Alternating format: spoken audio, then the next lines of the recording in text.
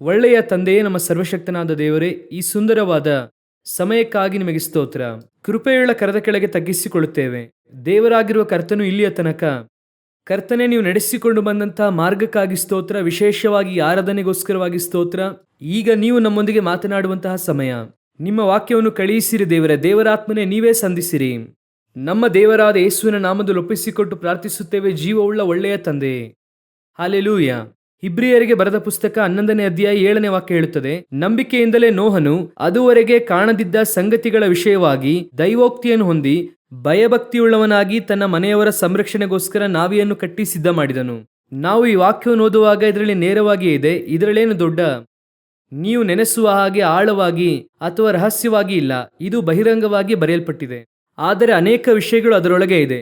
ದೇವರು ಹೇಳುತ್ತಾರೆ, ಮತ್ತಾಯ 24:37-38 ಹೇಳುತ್ತದೆ, ನೋಹನ ದಿವಸಗಳು ಹೇಗೆ ಇದ್ದವೋ ಮನುಷ್ಯಕುಮಾರನ ಪ್ರತ್ಯಕ್ಷತೆಯೂ ಹಾಗೆ ಇರುವುದು. ಪೇತ್ರನ ಪುಸ್ತಕದಲ್ಲಿ ಬರೆಯಲ್ಪಟ್ಟಿದೆ, ಇದೆಲ್ಲವೂ ಕೂಡ ದೃಷ್ಟಾಂತವಾಗಿ ನಮಗೆ ಬರೆಯಲ್ಪಟ್ಟಿದೆ ಎಂದು. ಹಳೆಯ ಒಡಂಬಡಿಕೆಯಲ್ಲಿ ಬರೆಯಲ್ಪಟ್ಟಂತ ಎಲ್ಲಾ ಕಾರ್ಯವೂ ಕೂಡ ಮುಂದೆ ಸಂಭವಿಸಬೇಕಾದ ಕಾರ್ಯಗಳಿಗೆ ಛಾಯೆಯಾಗಿದೆ ಎಂದು ಕೊಲಸ್ಸಿಯರಿಗೆ 2ನೇ ಅಧ್ಯಾಯ 16-18 ವಾಕ್ಯದ ತನಕ ಪೌಲನು ಹೇಳುತ್ತಾರೆ. ಕಾರಣ ಹಳೆಯ ಒಡಂಬಡಿಕೆಯಲ್ಲಿ ಹೇಳಲ್ಪಟ್ಟಿರುವಂತದ್ದು ಏನೋ ಚರಿತ್ರೆಯೋ ಅಥವಾ ಅಳಿದು ಹೋಗುವಂತದ್ದಲ್ಲ.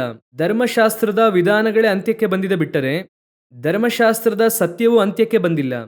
ಯೇಸು ಕ್ರಿಸ್ತನಿಗೆ ಗುರುತಾಗಿರುವಂತಹ ಪಸ್ಕಾ ಕುರಿಮರಿ ಅಷ್ಟು ಮಾತ್ರವಲ್ಲದೆ ಆ 7 ಹಬ್ಬಗಳು ಕೂಡ ನಿದರ್ಶನವಾಗಿ ಇದೆ, ಅಂದರೆ ರಹಸ್ಯವಾಗಿ ಇದೆ. ಇವತ್ತು ಅನೇಕರು ಏನಂದುಕೊಂಡಿದ್ದೇವೆ, ಹಳೆಯ ಒಡಂಬಡಿಕೆ ಒಂದು ಚರಿತ್ರೆ, ಒಂದು ಕಥೆ ಎಂಬುದಾಗಿ ಅಂದುಕೊಂಡಿದ್ದೇವೆ. ಅದು ಒಂದು ಸಂಭವ. ಅದರ ಹಿಂದೆ ಇರುವಂತಹ ಕಾರ್ಯಗಳೇ ನಾವು ಧ್ಯಾನಿಸಬೇಕಾಗಿರುವಂತದ್ದು. ನೋಹನ ದಿವಸಗಳಲ್ಲಿ ಹೇಳಲ್ಪಟ್ಟ ಹಾಗೆ ಒಂದು ಮುಖ್ಯವಾದ ನಾಶನವನ್ನು ನೋಹನ ಕಾಲದಲ್ಲಿ ಸಂಧಿಸುತ್ತಾರೆ. ಆ ಕಾಲಘಟ್ಟದಲ್ಲಿ ಒಂದು ಕುಟುಂಬ ದೇವರಿಂದ ರಕ್ಷಿಸಲ್ಪಡುತ್ತದೆ. ಈಗಲೂ ಕೂಡ ನೋಹನ ಕಾಲದ ಹಾಗೆ ಯೇಸು ಬರಲಿದ್ದಾರೆ. ನಾವೆಲ್ಲರೂ ಯೇಸು ಕ್ರಿಸ್ತನ ಬರೋಣವನ್ನು ಸಂಧಿಸುವವರಾಗಿದ್ದೇವೆ. ಅದರಲ್ಲಿ ನಮ್ಮ ಕುಟುಂಬ ರಕ್ಷಿಸಲ್ಪಡುತ್ತದಾ? ಇದೇ ಇವತ್ತು ಪ್ರಶ್ನೆ. ನಾವು ಇಂದು ಬಹಳ ಮುಖ್ಯವಾಗಿ ನೋಡುವಂತಹ ವಿಷಯ ಏನೆಂದರೆ, ಸಭೆ ಕೂಡಿ ಬರುವುದನ್ನು ಇಟ್ಟುಕೊಂಡಿದ್ದೇವೆ. ಈ ರೀತಿಯಾದ ವಿಧಾನವನ್ನು ದೇವರು ಉಂಟು ಮಾಡಿದ್ದಾರೆ. ಸತ್ಯವೇದ ಹೇಳುತ್ತದೆ, ಸಭೆಗೆ ಕೂಡಿ ಬರುವುದನ್ನು ಕೆಲವರು ಬಿಟ್ಟಿರುವ ಪ್ರಕಾರ ನೀವು ಬಿಡಬೇಡಿ. ಇದೆಲ್ಲ ಇದೆ, ಆದರೆ ಯಾತಕ್ಕಾಗಿ? Why we are in church, ಅದೇ ಬಹಳ ಮುಖ್ಯ. ಸಭೆಯೊಳಗೆ ನಾವು ಯಾಕೆ ಇದ್ದೇವೆ ಎನ್ನುವುದೇ ಬಹಳ ಮುಖ್ಯ. ಕಾರಣ, ಈ ಕಡೆಯ ಕಾಲದಲ್ಲಿ ಸಭೆ ಎನ್ನುವಂಥದ್ದೊಂದು ರಿಲಿಜಿಯಸ್ ಪ್ಲೇಸ್ ಆಗಿ ಮಾಡಿಟ್ಟಿದ್ದೇವೆ. ಅಂದರೆ ನಾವೆಲ್ಲರೂ ಕೂಡ ಕ್ರೈಸ್ತರು ಭಾನುವಾರ ದೇವರನ್ನು ಆರಾಧನೆ ಮಾಡುವುದಕ್ಕೆ ಒಂದು 2 ಗಂಟೆಗೆ ಬೇಕಾಗಿರುವ ಸ್ಥಳ. ಹಾಗಂದರೆ ಈ ನಮಗೆ ಇರುವಂತ ಆತ್ಮಿಕವಾದ ಜೀವಿತಕ್ಕೆ ಅಥವಾ ಕರ್ತನೊಂದಿಗೆ ಇರುವಂತ ಅನ್ಯೂನ್ಯತೆ ಎನ್ನುವಂಥದ್ದು ಏನು, ಅದೇ ಬಹಳ ಮುಖ್ಯ. ವರ್ಲ್ಡ್ ಗ್ಲೋಬಲ್ ವಾರ್ಮಿಂಗ್ ಅಲ್ಲಿ ಇನ್ಕ್ರೀಸ್ ಆಗಿ ಹೈ ಅಲರ್ಟ್ ಕೊಟ್ಟಿದ್ದಾರೆ, ವರ್ಲ್ಡ್ ವೈಡ್ ಕೊಟ್ಟಿದ್ದಾರೆ, ಇಂಡಿಯಾ ಸರ್ಕಾರ ಕೊಟ್ಟಿದ್ದಾರೆ, ಎಲ್ಲರೂ ಕೊಟ್ಟಿದ್ದಾರೆ. We are crossing 1.5 degree Celsius ಎಂಬುದಾಗಿ. ಅಂದರೆ ಎಲ್ಲಾ ಮೀಡಿಯಾದಲ್ಲೂ ಕೂಡ ಬಂದಿದೆ, ನಾವು 1.5 ಡಿಗ್ರಿಯನ್ನು ದಾಟಿದ್ದೇವೆ. ನಮಗೆ ಮ್ಯಾಕ್ಸಿಮಮೇ 3.5 ಆಯ್ತು ಅಂದ್ರೆ ಭೂಮಿ ಸುಟ್ಟು ಹೋಗುತ್ತದೆ. ಅಂದರೆ ಇಡೀ ಭೂಮಿ ಹತ್ತಿ ಉರಿಯುತ್ತದೆ. 3.5 ಬಂತು ಅಂದ್ರೆ ಅದನ್ನೇ ವಿಶ್ವಸಂಸ್ಥೆ ರಿಪೋರ್ಟ್ ಹೇಳುತ್ತದೆ. ನಿನ್ನೆ 1.5 ಡಿಗ್ರಿ ದಾಟಿದ್ದೇವೆ. ಇನ್ಮುಂದೆ high alert, any time anything can happen ಎಂದು ಹೇಳಿದ್ದಾರೆ. ಇದನ್ನೇ ಬೈಬಲ್ ಹೇಳುತ್ತದೆ 2 ಪೇತ್ರ 3:10. ಆದರೂ ಕರ್ತನ ದಿನವು ಕಳ್ಳನು ಬರುವಂತೆ ಬರುತ್ತದೆ. ಆ ದಿನದಲ್ಲಿ ಆಕಾಶ ಮಂಡಲವು ಮಹಾಘೋಷದಿಂದ ಇಲ್ಲದೆ ಹೋಗುವುದು, ಸೂರ್ಯ ಚಂದ್ರ ನಕ್ಷತ್ರಗಳು ಉರಿದು ಲಯವಾಗಿ ಹೋಗುವವು, ಭೂಮಿ ಅದರಲ್ಲಿರುವ ಕೆಲಸಗಳು ಸುಟ್ಟು ಹೋಗುವವು. ದೇವರು 2000 ವರ್ಷದ ಹಿಂದೆ ಹೇಳಿದಾಗ ಗ್ಲೋಬಲ್ ವಾರ್ಮಿಂಗ್ ಅಂದ್ರೆ ಏನಂತಾನೆ ಗೊತ್ತಿಲ್ಲ. ಅವತ್ತು ಯಾವುದೇ ರೀತಿಯಾದ ಕಾರ್ಬನ್ ಡೈಆಕ್ಸೈಡ್ ಇಲ್ಲ, ಈ ರೀತಿಯಾದ ವಾಹನ ಸಂಚಲನೆ ಇರಲಿಲ್ಲ. ಇವತ್ತು ಎಲ್ಲವೂ ಕೂಡ ನಮ್ಮ ಕಣ್ಮುಂದೆ ನಿದರ್ಶನವಾಗಿ ಇದೆ. ನಾವು ಈ ಒಂದು ಆಜ್ಞಾ ತೀರ್ಪಿನಿಂದ ಹೇಗೆ ತಪ್ಪಿಸಿಕೊಳ್ಳುವುದು? ಅದಕ್ಕಾಗಿ ನಾವು ಚರ್ಚಿಗೆ ಬರುತ್ತಾ ಇರುವಂತದ್ದು. ಹೊರಗಿರುವವರಿಗೆ ಇದು ಗೊತ್ತಿಲ್ಲ ನೋಡಿ, ಅವರಿಗೆ ಇದು ಬರುತ್ತದೆ ಎಂಬುದಾಗಿ ಗೊತ್ತು ಬಿಟ್ಟರೆ ಇದರಿಂದ ಹೇಗೆ ತಪ್ಪಿಸಿಕೊಳ್ಳುವುದೆಂದು ಸಭೆಯಲ್ಲಿ ಇರುವವರಿಗೆ ಮಾತ್ರವೇ ಗೊತ್ತು. ಲೋಕವು ಆಜ್ಞಾ ತೀರ್ಪಿಗೆ ಒಳಗಾಗುತ್ತದೆ ಎಂಬುದಾಗಿ ಲೋಕದವರಿಗೆ ಗೊತ್ತು, ಆದರೆ ಅದರಿಂದ ತಪ್ಪಿಸಿಕೊಳ್ಳುವುದು ಹೇಗೆಂದು ನೋಹನಿಗೆ ಮಾತ್ರ ಗೊತ್ತು. ಹಾಗಾದರೆ ಸಭೆಗೆ ಗೊತ್ತಿದೆಯಾ? ಸಭೆ ಸಿದ್ಧವಾಗಿದೆಯಾ ದೇವರನ್ನು ಸಂಧಿಸುವುದಕ್ಕೆ? ಏನೋ ದೇವರ ಬರುವಿಕೆ ಬರುತ್ತದೆ ಎಂಬುದಾಗಿ ಹೇಳಿ ಒಂದು ಉಪದೇಶವಾಗಿ ನಿಮ್ಮನ್ನು ಕಾಪಾಡುವುದಕ್ಕಾಗಿ ಹೇಳುತ್ತಾ ಇದ್ದೇವಾ? ಇಲ್ಲ. ಸಭೆ ಎನ್ನುವಂಥದ್ದೊಂದು ನಾವೇ ಇದ್ದ ಹಾಗೆ. ಬರಲಿಕ್ಕಿರುವಂತ ನಾಶನದಿಂದ ತಪ್ಪಿಸುವುದಕ್ಕೆ ನೋಹ 100 ವರ್ಷದ ಮುಂಚೆ ನಾವೇ ಸಿದ್ಧ ಮಾಡುತ್ತಲೇ ಇದ್ದಾರೆ. 500ನೇ ವರ್ಷದಲ್ಲಿ ದೇವರು ಮಾತನಾಡುತ್ತಾರೆ, 600ನೇ ವರ್ಷದಲ್ಲಿ ಜಲಪ್ರಳಯ ಬರುತ್ತದೆ. 100 ವರ್ಷದಿಂದ ನೋಹನು ಹೇಳುತ್ತಲೇ ಇದ್ದಾರೆ. ಅದರ ನಡುವೆ ನಾವೇನು ಸಿದ್ಧ ಮಾಡುತ್ತಲೇ ಇದ್ದಾರೆ. ಅದೇ ರೀತಿ ಸಭೆ ನಿಮ್ಮನ್ನು ಒಂದು ಕಡೆ ಸಿದ್ಧಪಡಿಸುತ್ತಲೇ ಇದೆ. ಯಾವುದಕ್ಕಾಗಿ ಸಿದ್ಧಪಡಿಸುತ್ತಾ ಇದೆ? ಕೇವಲ ಸಮಾಧಿ ಮಾಡುವುದಕ್ಕೋಸ್ಕರವಾಗಿ ಮಾತ್ರ ಸಭೆ ಅಂದರೆ ಅಂತಹ ಸಭೆ ನಮಗೆ ಅವಶ್ಯಕತೆನೇ ಇಲ್ಲ. ಹಾಗಾದ್ರೆ ಯಾತಕ್ಕಾಗಿ ಸಭೆ? ಸಭೆ ಎನ್ನುವಂಥದ್ದು ಬೇರೆ ಒಂದು ವಿಷಯಕ್ಕೋಸ್ಕರವಾಗಿ ರೂಪಿಸಲ್ಪಟ್ಟಿರುವುದು. ನೋಹನು ಒಳಗೂ ಹೊರಗೂ ಆಚೆ ಒಳಗೆ ರಾಳವನ್ನು ಹಚ್ಚಿ ನಾವೇನು ಸಿದ್ಧ ಮಾಡುತ್ತಾ ಇದ್ದ. ಕೆಲಸವು ಮುಗಿಯುವಾಗ ಜಲಪ್ರಳಯವು ಬರುವುದಕ್ಕೆ ಆರಂಭವಾಯಿತು. ನಾನು ಅದನ್ನು ಆಪೋಸಿಟ್ ಆಗಿ ನೋಡುತ್ತೇನೆ. ಪ್ರಳಯ ಬರುವಷ್ಟರಲ್ಲಿ ನಾವೇನು ಸಿದ್ಧ ಮಾಡಿದ್ರು. ಅದೇ ರೀತಿ ಸಭೆ ಇರಬೇಕು. ದೇವರನ್ನು ಸಂಧಿಸುವುದಕ್ಕೆ ನಾವು ಸಿದ್ಧರಾಗಿದ್ದೇವಾ? R V ready? ಅದೇ ಇಲ್ಲಿ ಪ್ರಶ್ನೆ. ಚರ್ಚಿಗೆ ಬಂದು ಹೋಗುವುದರಲ್ಲಿ ವಾಟ್ ಇಸ್ ದ ಡಿಫರೆನ್ಸ್? ನಾವು ಸಭೆಗೆ ಬಂದು ಹೋಗುತ್ತಾ ಇದ್ದಾಗ ಒಂದೊಂದು ದಿನವೂ ಕೂಡ ದೇವರು ನಮ್ಮ ಹತ್ರ ಏನೋ ಒಂದು ವಿಷಯ ಮಾತನಾಡುತ್ತಿದ್ರು, ಏನೋ ಒಂದು ಮಾಡುತ್ತಲೇ ಇದ್ದರು. ಆದರೆ ಸಭೆ ಇಂದು ಆ ಹಂತದಲ್ಲಿ ಇದೆಯಾ? ಸಭೆಯಲ್ಲಿ ಬೋಧಿಸುವವರ ಕುರಿತು ಮಾತನಾಡುತ್ತಿಲ್ಲ, ಕೇಳುವವರ ಕುರಿತು ಮಾತನಾಡುತ್ತಿದ್ದೇನೆ. ವಾಕ್ಯ ಸ್ಪಷ್ಟವಾಗಿ ಹೇಳುತ್ತದೆ, ಒಂದು ಆಜ್ಞಾ ತೀರ್ಪನ್ನು ತಪ್ಪಿಸುವುದಕ್ಕಾಗಿ ನೋವ ನಾವೆಯನ್ನು ಕಟ್ಟಿದ. ಹಾಗಾದ್ರೆ ಇವತ್ತು ಇದೇ ನಾವೇ ನಿಮ್ಮನ್ನು ರೂಪಿಸುತ್ತಾ ಇದ್ದಾರೆ, ರೆಡಿ ಮಾಡುತ್ತಾ ಇದ್ದಾರೆ. ಹಾಗಾದ್ರೆ ನಾವು ಸಿದ್ಧರಾಗುತ್ತಿದ್ದೇವಾ? ಹಾಗೆ ಕೇಳುವುದಾದರೆ ಅದಕ್ಕೆ 2-3 ವಿಷಯಗಳಿದೆ. ಅದಿದ್ರೇನೆ ಮಾತ್ರವೇ ನಾವು ಸಿದ್ಧವಾಗುತ್ತಾ ಇದ್ದೇವೆಂದು ಅರ್ಥ. ಸಿದ್ಧವಾಗುವುದಕ್ಕೆ ಒಂದು ಇನಿಷಿಯೇಟಿವ್ ಆದ ವಿಷಯವನ್ನು ಹೇಳುತ್ತಿದ್ದೇವೆ. ಇದು ಅನೇಕ ಪ್ರೋಸೆಸ್ ಇದೆ. ಆ ವಾಕ್ಯವನ್ನು ಮತ್ತೆ ಓದಿರಿ, 11ನೇ ಅಧ್ಯಾಯ 7ನೇ ವಾಕ್ಯ. ನಂಬಿಕೆಯಿಂದಲೇ ನೋಹನು ಅದುವರೆಗೆ ಕಾಣದಿದ್ದ ಸಂಗತಿಗಳ ವಿಷಯವಾಗಿ ದೈವೋಕ್ತಿಯನ್ನು ಹೊಂದಿ, ಇದೇ ಸಭೆಗೆ ಇರಬೇಕಾಗಿರುವಂತ ಫಸ್ಟ್. ಅದುವರೆಗೂ ಕಾಣದಿದ್ದ ವಿಷಯಗಳ ಕುರಿತಾಗಿ ದೈವೋಕ್ತಿಯನ್ನು ಹೊಂದಿ ಎಂಬುದಾಗಿ ಇದೆ. ಹಾಗಾದ್ರೆ ಅದುವರೆಗೂ ಕಾಣದಿದ್ದ ವಿಷಯದಲ್ಲಿ ದೈವೋಕ್ತಿ ಹೊಂದಿ ಅಂದ್ರೆ ಏನು? ನಮ್ಮೆಲ್ಲರಿಗೂ ಕಾಣುವಂತ ವಿಷಯಗಳ ಕುರಿತಾಗಿ ಎಚ್ಚರಿಕೆ ಇದೆ, ಈಗ ನಡೆಯುವುದರ ಕುರಿತಾಗಿ ಎಚ್ಚರಿಕೆ ಇದೆ. ಈಗ ನಿಮಗೆ ಗೊತ್ತು, ಕಾಲೇಜಲ್ಲಿ ಸೀಟ್ ಸಿಗುವುದಿಲ್ಲ, ಕೂಡಲೇ ಮಗನಿಗೆ ಏನ್ ಮಾಡಬೇಕು? ಮೊದಲೇ ಅಡ್ಮಿಷನ್ ಮಾಡಬೇಕೆಂದು ಗೊತ್ತು. ನಾವು ಮುಂದಿನ ತಿಂಗಳು ಊರಿಗೆ ಹೋಗಬೇಕು, ಆಗ ಟಿಕೆಟ್ ಸಿಗುವುದಿಲ್ಲ, ಮುಂಚೆನೆ ರಿಸರ್ವೇಶನ್ ಮಾಡಬೇಕೆಂಬುದಾಗಿ ಅದರ ಕುರಿತು ಎಚ್ಚರಿಕೆ ಇದೆ. ನಾಳೆ ಮಕ್ಕಳಿಗೆ ಲಾಕ್ಡೌನ್ ಇರುತ್ತದೆ ಅಥವಾ ಲೀವ್ ಇರುತ್ತದೆ, ಆದ್ದರಿಂದ ಮುಂಚೆನೆ ತೆಗೆದಿಟ್ಟುಕೊಳ್ಳಬೇಕೆಂಬುದಾಗಿ ಆ ಎಚ್ಚರಿಕೆ ಇದೆ. ಆದರೆ ಏನು ನಡೆಯುತ್ತದೆ ಎಂದೇ ಗೊತ್ತಿಲ್ಲ, ಅದರ ಕುರಿತಾಗಿ ನಿಮಗೆ ಎಚ್ಚರಿಕೆ ಇರಬೇಕೆಂದು ಬೈಬಲ್ ಹೇಳುತ್ತದೆ. ಈ ಸೆಕೆಂಡ್ ವಿಷನ್ ಎಂದು ಹೇಳುತ್ತಾರೆ. ಬೈಬಲ್ ಅಲ್ಲಿರುವಂತ ಎಲ್ಲರಿಗೂ ಕೂಡ ಆ ವಿಷನ್ ಇತ್ತು. ಇವತ್ತು ಸಭೆಗೆ ಇಲ್ಲದೆ ಇರುವಂತ ಬಹಳ ಮುಖ್ಯವಾದ ವಿಷಯ, ಅದಕ್ಕೆ ಹೆಸರೇ ಆತ್ಮಿಕವಾದ ಕುರುಡುತನ, ಅಂದರೆ ಸ್ಪಿರಿಚುವಲ್ ಬ್ಲೈಂಡ್ನೆಸ್ ಎಂಬುದಾಗಿ ಹೇಳುತ್ತಾರೆ. ಈಗ ನೋಡಿ, ಹನೋಕನು ಬಂದು ಮಾತನಾಡುತ್ತಾರೆ, ಸಾರುತ್ತಾರೆ. ಯೂದನ ಪುಸ್ತಕ 14:15 ಹನೋಕನು ತಿಳಿಸುತ್ತಾರೆ ಯಾವುದರ ಕುರಿತಾಗಿ ಎಂಬುದಾಗಿ ನೋಡಿ, ಬಹಳ ಆಶ್ಚರ್ಯವಾಗಿರುತ್ತದೆ. ಕರ್ತನು ಲಕ್ಷಾಂತರ ಪರಿಶುದ್ಧ ದೂತರನ್ನು ಕೂಡಿಕೊಂಡು ನ್ಯಾಯ ತೀರಿಸುವುದಕ್ಕಾಗಿ ಬರುತ್ತಾರೆ ಎಂಬುದಾಗಿ ಇದೆ. ಇದು ಯಾವುದರ ಕುರಿತಾದಂತಹ ದರ್ಶನ ಎಂಬುದಾಗಿ ಗೊತ್ತಾ? ಅವರಿಗೆ ಜಲಪ್ರಳಯದ ಕುರಿತಾದಂತಹ ವಿಷನ್ ಇದೆ, ಅದರ ಕುರಿತಾಗಿ ಅವರು ಮಾತಾಡುತ್ತಿದ್ದಾರೆ. ಆದರೆ ಅವರು ಹೇಳಿದ್ದು ಯಾವುದರ ಕುರಿತಂದ್ರೆ ಸೆಕೆಂಡ್ ಕಮಿಂಗ್ ಆಫ್ ಕ್ರೈಸ್ಟ್ ಕುರಿತು ಹೇಳುತ್ತಾರೆ. ಇದೇ ಸೆಕೆಂಡ್ ವಿಷನ್. ಅವತ್ತು ಇರುವಂತಹ ದರ್ಶನ ಎಂಬುದಾಗಿ ಒಂದಿದೆ, ಅದರ ಕುರಿತಾಗಿ ಅವರು ಹೇಳುತ್ತಿದ್ದಾರೆ. ನೋಹನ ದಿವಸಗಳು ಬರುವುದರ ಕುರಿತಾಗಿ ಅವರು ಮುಂಚಿತವಾಗಿ ತಿಳಿಸುತ್ತಾರೆ. ಆದರೆ ಅವರಿಗೆ ಇನ್ನೊಂದು ವಿಷನ್ ಇದೆ, ಯಾವುದರ ಕುರಿತಾಗಿ ಅಂದರೆ ಕ್ರೈಸ್ಟಿನ ಸೆಕೆಂಡ್ ಕಮಿಂಗ್ ಕುರಿತಾದ ವಿಷನ್ ಇದೆ. ಈಗ ನೀವು ಅಬ್ರಹಾಮನನ್ನು ತೆಗೆದುಕೊಳ್ಳಿ. ನಾವೆಲ್ಲ ಏನ್ ಮಾಡುತ್ತೇವೆ? ಅಬ್ರಹಾಮನು ಕಾನಾನ್ ದೇಶಕ್ಕೆ ಹೋದರು, ದೇಶವನ್ನು ಹೇಗೆ ಸ್ವತಂತ್ರಿಸಿಕೊಳ್ಳುವುದೆಂಬುದಾಗಿ ಕೇಳಿದ್ರು, ಮಕ್ಕಳಿಲ್ಲ ಹೇಗೆ ಎಂಬುದಾಗಿ ಕೇಳಿದ್ರು. ಇದೆಲ್ಲ ಇದೆ. ಅದೇ ಸಮಯದಲ್ಲಿ ಅದೇ ಇಬ್ರಿಯರಿಗೆ ಬರೆದ ಪುಸ್ತಕ 11ನೇ ಅಧ್ಯಾಯದಲ್ಲಿ ನೀವು ಓದುವಾಗ 13ನೇ ವಾಕ್ಯ, ಇವರೆಲ್ಲರೂ ವಾಗ್ದಾನದ ಫಲಗಳನ್ನು ಹೊಂದದೆ ಅವುಗಳನ್ನು ದೂರದಿಂದ ನೋಡಿ ಉಲ್ಲಾಸದೊಡನೆ ವಂದಿಸಿ ನಂಬಿಕೆಯುಳ್ಳವರಾಗಿ ಮೃತರಾದರು. ತಾವು ಭೂಮಿಯ ಮೇಲೆ ಪರದೇಶದವರು ಪ್ರವಾಸಿಗಳು ಆಗಿದ್ದೇವೆಂದು ಒಪ್ಪಿಕೊಂಡರು, ದೂರದಿಂದ ಅದನ್ನು ಕಂಡು. ಇದೇ ವಿಷನ್. 16ನೇ ವಾಕ್ಯದಲ್ಲಿ, ಆದರೆ ಅವರು ಪರಲೋಕವೆಂಬ ಉತ್ತಮ ದೇಶವನ್ನೇ ಹಾರೈಸುವವರು. ಹಾಗಂದರೆ ಏನು ಅರ್ಥ? ಅವರಿಗೆ ಕಾನಾನ್ ಕುರಿತಾದಂತ ವಿಷನ್ ಇದೆ, ಈಸಾಕನ ಕುರಿತಾದ ವಿಷನ್ ಇದೆ, ಆ ದೇಶವನ್ನು ಸ್ವತಂತ್ರಿಸಿಕೊಳ್ಳಬೇಕು, ಎಲ್ಲ ಇದೆ, ಕಾಣುವಂತಹ ವಿಷಯದಲ್ಲಿ ಇದೆ. ಅದೇ ಸಮಯದಲ್ಲಿ ಫ್ಯೂಚರಿಸ್ಟಿಕ್ ವಿಷನ್ ಎಂಬುದಾಗಿ ಅವ್ರಿಗಿತ್ತು. ಯಾರನ್ನು ಬೇಕಾದ್ರೂ ನೋಡಿ, ಮೋಶೆಯನ್ನು ನೋಡಿ, ಫರೋಹನನ ಕುಮಾರ್ತೆಯ ಮಗನೆನಿಸಿಕೊಳ್ಳುವುದು ಬೇಡವೆಂದು ಎಣಿಸಿ, ಮುಂದಿನ ವಾಕ್ಯ ಹೇಳುತ್ತದೆ, ಮುಂದೆ ಬರುವಂತಹ ಫಲವನ್ನೇ ಉದ್ದೇಶಿಸಿ. ಈ ಫ್ಯೂಚರಿಸ್ಟಿಕ್ ವಿಷನ್, ಭವಿಷ್ಯದಲ್ಲಿ ಬರುವಂತಹ ಅದುವರೆಗೂ ಕಾಣದೇ ಇರುವಂತಹ ವಿಷಯಗಳ ಕುರಿತು ದೈವೋಕ್ತಿಯನ್ನು ಹೊಂದಿ. ಇವತ್ತು ಕ್ರೈಸ್ತರಲ್ಲಿ, ಆತ್ಮಿಕ ಉಳ್ಳವರಲ್ಲಿ, ಸಭೆಯವರಲ್ಲಿ ಇನ್ನೂ ಆ ಕಣ್ಣು ಓಪನ್ನೇ ಆಗಿಲ್ಲ. ಇವತ್ತು ಸಭೆಗೆ ಯಾಕೆ ಬರುತ್ತೇವೆ? ಇವತ್ತೇ ಆಶೀರ್ವಾದ. ಇವತ್ತು ಇರುವಂತಹ ಮಕ್ಕಳಿಗೆ, ನನ್ನ ಮಕ್ಕಳಿಗೆ ಮದುವೆ ಆಗ್ಬೇಕು, ನನ್ನ ಮಕ್ಕಳಿಗೆ ಕೆಲಸ ಸಿಗ್ಬೇಕು, ಮನೆ ಕಟ್ಟಬೇಕು, ಆಸ್ತಿ ತೆಗೆದುಕೊಳ್ಳಬೇಕು. ಸಭೆ ಇಂದು ಇರುವಂತಹ ದರ್ಶನದಲ್ಲಿ ಇದೆ. ಈ ಇಂದು ಇರುವಂತಹ ದರ್ಶನದಲ್ಲಿ ಇರುವಂತದ್ದು ತಪ್ಪು ಎಂದು ಹೇಳುತ್ತಿಲ್ಲ, ಆದರೆ ಈ ಒಂದು ದರ್ಶನವು ನಿಮ್ಮೊಂದಿಗೆ ಮುಗಿದು ಹೋಗುತ್ತದೆ, ನಿಮ್ಮೊಂದಿಗೆ ಗತಿಸಿ ಹೋಗುತ್ತದೆ. ಆದರೆ ಅದಕ್ಕಾಗಿ ನೀವು ಚರ್ಚ್ಗೆ ಬರುತ್ತೀರಾ? ನೀವು ಯೋಚನೆ ಮಾಡಿ ನೋಡಿ, ಲೋಕದವರು ಸಂಪಾದಿಸುತ್ತಾರೆ, ಅವರಿಗೂ ಮನೆ ಕಟ್ಟಬೇಕೆನ್ನುವ ಆಸೆ ಇದೆ, ನಿಮಗೂ ಇದೆ. ಅವರಿಗೂ ಮಗಳಿಗೆ ಚೆನ್ನಾಗಿ ಮದುವೆ ಮಾಡಿಸಬೇಕೆಂಬ ಆಸೆ ಇದೆ, ನಿಮಗೂ ಇದೆ. ಅವರಿಗೂ ಮಗನಿಗೆ ಒಳ್ಳೆ ಕೆಲಸ ಸಿಕ್ಕಿ ಸೆಟ್ಲ್ ಆಗಬೇಕೆನ್ನುವ ಆಸೆ ಇದೆ, ನಿಮಗೂ ಇದೆ. ಹಾಗಾದ್ರೆ ಆತ್ಮಿಕ ಉಳ್ಳವರಾಗಿರುವಂತಹ ನಿಮಗೂ ಲೋಕದವರಿಗೂ ಯಾವ ಡಿಫರೆನ್ಸ್ ಇದೆ? ಅವರಿಗೆ ಇಲ್ಲದೆ ಇರುವಂತ ಒಂದು ವಿಷನ್ ನಿಮ್ಮ ಹತ್ರ ಹಾಗೂ ನನ್ನ ಹತ್ರ ಇದೆ. ಅವರಿಗೆ ಇರುವಂತ ಅದೇ ದರ್ಶನವು ನನಗೂ ಇದೆ, ಅವರಿಗೆ ಇರುವಂತ ಅದೇ ಆಸೆ ನನಗೂ ಇದೆ, ಅವರಿಗೆ ಇರುವಂತ ಅದೇ ಆಶೀರ್ವಾದ ನನಗೂ ಇದೆ. ಅಂದರೆ ಹಾಗಾದ್ರೆ ನಾನು ಯಾಕೆ ಚರ್ಚ್ಗೆ ಬರಬೇಕು? ನಾನು ಸಭೆಗೆ ಬರುವುದರಿಂದ ಏನ್ ಪ್ರಯೋಜನ ಇದೆ? ಅವರು ಚೆನ್ನಾಗಿ ದುಡಿದು ಮನೆಯನ್ನು ಕಟ್ಟುತ್ತಾರೆ, ನಾನು ದೇವರು ಆಶೀರ್ವಾದ ಮಾಡಿದ್ದಾರೆ ಎಂದು ಮನೆ ಕಟ್ಟುತ್ತೇನೆ, ಅಷ್ಟೇನೆ. ಅವರು ಅವರ ದೇವರುಗಳಿಗೆ ಅದನ್ನು ಪ್ರತಿಷ್ಠೆ ಮಾಡುತ್ತಾರೆ, ನಾವು ನಮ್ಮ ದೇವರಿಗೆ ಪ್ರತಿಷ್ಠೆ ಮಾಡುತ್ತೇವೆ, ಅಷ್ಟೇನೆ. ಇನ್ನು ಹೇಳಬೇಕಂದ್ರೆ ನಮಗಿಂತ ದೊಡ್ಡ ಮನೆಯನ್ನು ಅವರೇ ಕಟ್ಟುತ್ತಾರೆ, ನಮಗಿಂತ ದೊಡ್ಡ ಲೆವೆಲಲ್ಲಿ ಅವರೇ ಇದ್ದಾರೆ, ಲೋಕದವರೇ ಇದ್ದಾರೆ. ಬೈಬಲೇ ಹೇಳುತ್ತದೆ, ಬೆಳಕಿನ ಮಕ್ಕಳಿಗಿಂತಲೂ ಪ್ರಪಂಚದ ಮಕ್ಕಳು ಹೇಗೆ ಇರುತ್ತಾರೆ? ಜ್ಞಾನ ಉಳ್ಳವರಾಗಿ ಇರುತ್ತಾರೆ. ಹಾಗಾದ್ರೆ ನಾನು ಅದಕ್ಕೋಸ್ಕರವಾಗಿಯೇ ಚರ್ಚ್ಗೆ ಬರುತ್ತೇನಾ ಅಂದರೆ ಇದು ಕೂಡ ಉಂಟು.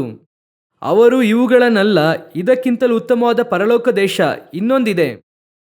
ಆ ವಿಷನ್ ಮೊದಲು ಚರ್ಚ್ಗೆ ಇರಬೇಕು, ಓಪನ್ ಆಗಬೇಕು, ಆ ಐ ಓಪನ್ ಆಗಬೇಕು. ಅದಕ್ಕಾಗಿ ಮಾತ್ರವೇ ನೀವು ಸಭೆಗೆ ಬರುತ್ತಾ ಇದ್ದೀರಾ? ಅದನ್ನು ಹುಡುಕಿರಿ. ಮೊದಲನೆಯದಾಗಿ ದೇವರ ರಾಜ್ಯಕ್ಕಾಗಿ, ನೀತಿಗಾಗಿ ತವಕ ಪಡಿರಿ, ಆಗ ಇವೆಲ್ಲವುಗಳು ಕೂಡ ನಿಮಗೆ ಕೂಡ ಕೊಡಲ್ಪಡುತ್ತದೆ. ಇದನ್ನು ಖಂಡಿತ ದೇವರ ಜೊತೆಗೆ ಕೊಡುತ್ತಾರೆ. ಇದು ಇಲ್ಲ ಎಂದು ಹೇಳುತ್ತಿಲ್ಲ. ನಮ್ಮ ದೇವರು ಯಾವತ್ತೂ ನಾವು ಬಡವರಾಗಿರಬೇಕೆಂಬುದಾಗಿ ಇಷ್ಟಪಡುವುದಿಲ್ಲ. ನಾವು ಐಶ್ವರ್ಯವಂತರಾಗುವುದಕ್ಕೋಸ್ಕರ ಆತನು ಬಡವನಾದನು. ಅವರು ಯಾವತ್ತು ನೀವು ಹಾಗೂ ನಾನು ದರಿದ್ರದಲ್ಲಿ ಇರಬೇಕೆಂದು ಇಷ್ಟಪಡುವುದಿಲ್ಲ. ಅದು ಒಂದು ಕಾಲಘಟ್ಟ. ಉಪದ್ರವವನ್ನು ನಾವು ದಾಟಿ ಬರುತ್ತೇವೆ. ಅದಕ್ಕಿಂತ ದೇವರು 2ರಷ್ಟು ನಮ್ಮನ್ನು ಆಶೀರ್ವದಿಸುತ್ತಾರೆ. ಎಲ್ಲರಿಗೂ ದೇವರು ಕೊಡುತ್ತಾರೆ. ಆದರೆ ನಿಮ್ಮ ನನ್ನ ವಿಷನ್ ಯಾವುದರ ಮೇಲೆ ಇದೆ? ನಿಮ್ಮ ನನ್ನ ವಿಷನ್ ಯಾವುದರ ಕುರಿತಾಗಿ ಇದೆ? ಇಂದು ಕಾಣುವಂತವುಗಳ ಕುರಿತಾಗಿ ಅಥವಾ ಕಾಣದೇ ಇರುವಂತವುಗಳ ಕುರಿತಾಗಿಯಾ? ಆ ವಿಷನ್ ಅನ್ನು ನೀವು ಕ್ರಾಸ್ ಮಾಡಿ ಹೋದರೆ ಮಾತ್ರವೇ ಇದು ನಿಮಗೆ ಸಾಧ್ಯವಾಗಿರುತ್ತದೆ. ಇದನ್ನು ಅಚೀವ್ ಮಾಡುವುದಕ್ಕೆ ಸಾಧ್ಯ. ಬರಲಿಕ್ಕಿರುವಂತ ಆಜ್ಞಾ ತೀರ್ಪಿನಿಂದ ನೀವು ನಿಮ್ಮ ಕುಟುಂಬ ತಪ್ಪಿಸಿಕೊಳ್ಳಬೇಕಂದ್ರೆ ಬರಲಿಕ್ಕಿರುವುದರ ಕುರಿತಾದಂತ ವಿಷಯ ನಿಮಗೆ ಇರಬೇಕು. ಅದರ ಕುರಿತಾದಂತ ಎಚ್ಚರಿಕೆ ನಿಮಗಿರಬೇಕು. ಆ ಎಚ್ಚರಿಕೆ ಇಲ್ವಲ್ಲ. ಈಗ ನೋಡಿ,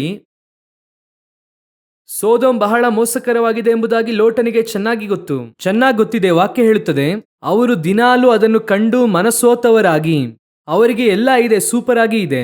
ಅವರು ಏನ್ ಮಾಡುತ್ತಾರೆ? ತಮ್ಮನ್ನು ಪರಿಶುದ್ಧರನ್ನಾಗಿ ಕಾಪಾಡಿಕೊಳ್ಳುತ್ತಾರೆ. ಹೋಗಿ ಸೋದೋಮ್ ದ್ವಾರದಲ್ಲಿ ಮಲಗಿರುತ್ತಾರೆ. ಎಲ್ಲ ಇದೆ, ಆದರೆ ಅವರಿಗೆ ಗೊತ್ತಿಲ್ಲ ನಾಳೆ ಸೋದೋಮ್ ಅಳಿದು ಹೋಗುತ್ತದೆ ಎಂದು. ಅವರಿಗೆ ಗೊತ್ತಿಲ್ಲ. ಈಗ ಹೋಗಿ ಅವರಿಗೆ ಹೇಳುತ್ತಾರೆ ಸೋದೋಮ್ ನಾಶವಾಗಲಿದೆ ಎಂದು. ಆನಂತರವೇ ಅಳಿಯರನ್ನು ಹೋಗಿ ಸಿದ್ಧ ಮಾಡುತ್ತಾರೆ. ಇರುವಂತ ಅಳಿಯರನ್ನು ಕರೆಯುತ್ತಾರೆ. ಏನಪ್ಪ ನಾಶವಾಗಲಿದೆ? ಅವನು ಹೇಳುತ್ತಾನೆ, ಪರಿಹಾಸ್ಯ ಮಾಡಿದ್ರು. ಅವನು ಹೇಳುವುದು ಅವ್ರಿಗೆ ಹೇಗಿತ್ತಂತೆ? ಪರಿಹಾಸ್ಯವಾಗಿ ಇತ್ತಂತೆ. ಯಾಕೆ? ಅವರು ಅವರನ್ನು ಪ್ರಿಪೇರ್ ಮಾಡಲಿಲ್ಲ. ಹಾಗೆ ಯೋಚನೆ ಮಾಡಿ ನೋಡಿ, ಅವರು ಅವರ ಹೆಂಡತಿಯನ್ನು ಕೂಡ ಸಿದ್ಧ ಮಾಡಲಿಲ್ಲ. ದೇವರು ಹೇಳುತ್ತಾರೆ, ಲೋಟನ ಹೆಂಡತಿಯನ್ನು ನೆನಪಿಸಿಕೊಳ್ಳಿರಿ, ಆಕೆ ಹಿಂತಿರುಗಿ ನೋಡುತ್ತಾಳೆ. ಆಕೆ ಯಾಕೆ ಹಿಂತಿರುಗಿ ನೋಡಿದ್ಲು? ಬರುವಂತ ಆಜ್ಞೆಯ ತೀರ್ಪಿನ ಕುರಿತಾದ ವಿಷನ್ ಇಲ್ಲ. ಹಾಗೆ ಇದ್ದಿದ್ರೆ ಅವರು ಅದರ ಕುರಿತಾಗಿ ಚಿಂತಿಸುತ್ತಿರಲಿಲ್ಲ. ನೋಹನ ಹೆಂಡತಿಗೆ ಆ ವಿಷನ್ ಇತ್ತು. ಒಳಗೆ ಪ್ರವೇಶಿಸಿದರು, ಎಲ್ಲವನ್ನೂ ಕೂಡ ಬಿಟ್ಟು ಒಳಗೆ ಹೋದರು. ಆದರೆ ಲೋಟನ ಹೆಂಡತಿಗೆ ಆ ವಿಷನ್ ಇಲ್ಲ. ಆದರೆ ಅವರು ಪರಿಶುದ್ಧರು, ನೀತಿವಂತರು. ಪಾಪವು ಅವರನ್ನು ಕರೆ ಮಾಡದಂತೆ ಕಾದುಕೊಂಡರು. ಈ ವಿಷನ್ ಎಲ್ಲ ಅವರಿಗೆ ಇದೆ. ನಂಬಿಗಸ್ತರಾಗಿ ಬಾಳಬೇಕು. ಯೇಸು ಕೂಡ ಅದನ್ನೇ ಹೇಳುತ್ತಾರೆ. ಲೋಟನ ದಿವಸಗಳು ಹೇಗೆ ಇದ್ದವು, ಮನುಷ್ಯಕುಮಾರನ ಪ್ರತ್ಯಕ್ಷತೆಯು ಹಾಗೆ ಇರುವುದು. ಈಗಲೂ ಅದೇ ಇದೆ. ಇಲ್ಲಿ ಯಾರು ಕೂಡ ಪಾಪಿ ಎಂದು ಹೇಳುತ್ತಿಲ್ಲ. ಯೇಸುವಿನ ರಕ್ತದಿಂದ ತೊಳೆಯಲ್ಪಟ್ಟ ನೀತಿವಂತರೇ. ಪಾಪವು ನಿಮ್ಮನ್ನು ಕೆಡಿಸದಂತೆ ಕಾದುಕೊಳ್ಳುತ್ತಿದ್ದೀರಾ? ನಿಮ್ಮ ಮಕ್ಕಳು ಪಾಪ ಮಾಡಬಾರದೆಂಬುದಾಗಿ ಆಸೆ ಪಡುತ್ತೀರಾ, ಪ್ರಾರ್ಥಿಸುತ್ತೀರಾ, ಉಪವಾಸವಿರುತ್ತೀರಾ, ಎಲ್ಲ ಓಕೆ. ಇಲ್ಲಿ ಯಾವುದು ಮಿಸ್ ಆಗುತ್ತಾ ಇದೆ? ಯಾವಾಗ ನ್ಯಾಯ ತೀರ್ಪು ಬರುತ್ತದೋ ಅದಕ್ಕಿಂತ ಮುಂಚಿತವಾಗಿ ನಾನು ಸಿದ್ಧನಾಗಬೇಕೆನ್ನುವಂತ ಆ ವಿಷನ್ ಮಿಸ್ ಆಗುತ್ತಿದೆ. ಅದೇ ಒಂದು ಪೀರಿಯಡ್ ಅಲ್ಲಿ ನೀವು ತಪ್ಪುತ್ತಾ ಇರುವಂತ ಒಂದು ವಿಷಯವೂ ಅದೇನೆ. ನೀವೇನ್ ಅನಿಸ್ತೀರಾ ಅಂದ್ರೆ, ನಾವ್ಯಾಕೆ ಅದರ ಕುರಿತು ಯೋಚನೆ ಮಾಡಬೇಕು? Positive thinking. ಈಗೆಲ್ಲ ಮೋಟಿವೇಶನ್ ಸ್ಪೀಚ್ ಆಗಿದೆ. ಯಾವುದು ಮೋಟಿವೇಶನ್ ಸ್ಪೀಚು? ನಾಳೆ ಬರುವಂತ ನಾಶನದ ಕುರಿತಾಗಿ ಮಾತಾಡಬೇಡ, ಇವತ್ತು ಚೆನ್ನಾಗಿದೆಯಾ? ವಾಕ್ಯ ಹೇಳುತ್ತದೆ ಮುಂದೆ ಬರಬೇಕಾಗಿರೋ ಫಲದ ಕುರಿತಾಗಿ. ಇದೇ ಚರ್ಚು. ಇವತ್ತಿಲ್ಲ. ಇವತ್ತು ಇರುವಂತಹ ವಿಷಯಗಳು ಬಹಳ ಈಸಿ, ಅದನ್ನು ದಾಟಿ ಹೋಗುವುದು. ಯೋಚನೆ ಮಾಡಿ ನೋಡಿ, ಇದಕ್ಕಿಂತ ಒಂದು ಒಳ್ಳೆ ಕಾಲ ಇತ್ತು 40-50 ವರ್ಷದ ಹಿಂದೆ ನಮ್ಮ ಅಪ್ಪ ಅಮ್ಮನ ಕಾಲದಲ್ಲಿ. ಆ ಕಾಲಕ್ಕಿಂತ ಇದು ಮೋಸವಾದ ಕಾಲವೇ, ಕನ್ಫರ್ಮ್ ಆಗಿ ಮೋಸಕರವಾದ ಕಾಲವೇ. ಈ ಕಾಲದಲ್ಲೂ ಕೂಡ ನಿಮ್ಮಿಂದ ನನ್ನಿಂದ ಕ್ರಿಸ್ತನಿಗಾಗಿ ನಿಲ್ಲುವುದಕ್ಕೆ ಆಗುತ್ತಾ ಇದೆ ತಾನೆ? ಪಾಪ ಹೆಚ್ಚಾಗುವಾಗ ಕೃಪೆ ಹೆಚ್ಚಾಗುತ್ತದೆ. ಈಗ ನಿಂತಿರುವುದು ಆತನ ಕೃಪೆ, ನಿಲ್ಲುತ್ತೇವೆ. ಆದರೆ ಮುಂದೆ ಬರುವುದರಲ್ಲಿ ನಾವು ಹೋಗಬೇಕಂದ್ರೆ ನಮಗೆ ಅದರ ಕುರಿತಾದ ವಿಷನ್ ಇರಬೇಕು. ಇವತ್ತು ಸಭೆ ಆ ಒಂದು ಹಂತದಲ್ಲಿ ಇಲ್ಲ ಎಂಬುದಾಗಿ ನಾನು ಹೇಳುತ್ತೇನೆ. ಆದ್ದರಿಂದ ವಾಕ್ಯ ಹೇಳುತ್ತದೆ, ಅದುವರೆಗೂ ಕಾಣದಿದ್ದ ವಿಷಯಗಳ ಕುರಿತಾಗಿ ನೋಹನು ದೈವೋಕ್ತಿಯನ್ನು ಹೊಂದಿ. ಆ ದೈವೋಕ್ತಿಯು ಬರಬೇಕಲ್ವಾ? ಸಭೆ ಇವತ್ತು ಆ ಒಂದು ದೈವೋಕ್ತಿಯನ್ನು ಅಥವಾ ಎಚ್ಚರಿಕೆಯನ್ನು ಇಷ್ಟಪಡುತ್ತಾ ಇಲ್ಲ. ಪಾಪದ ಕುರಿತಾಗಿ, ನೀತಿಯ ಕುರಿತಾಗಿ ಕೇಳುವುದಕ್ಕೆ ಸಭೆ ರೆಡಿಯಾಗಿದೆ.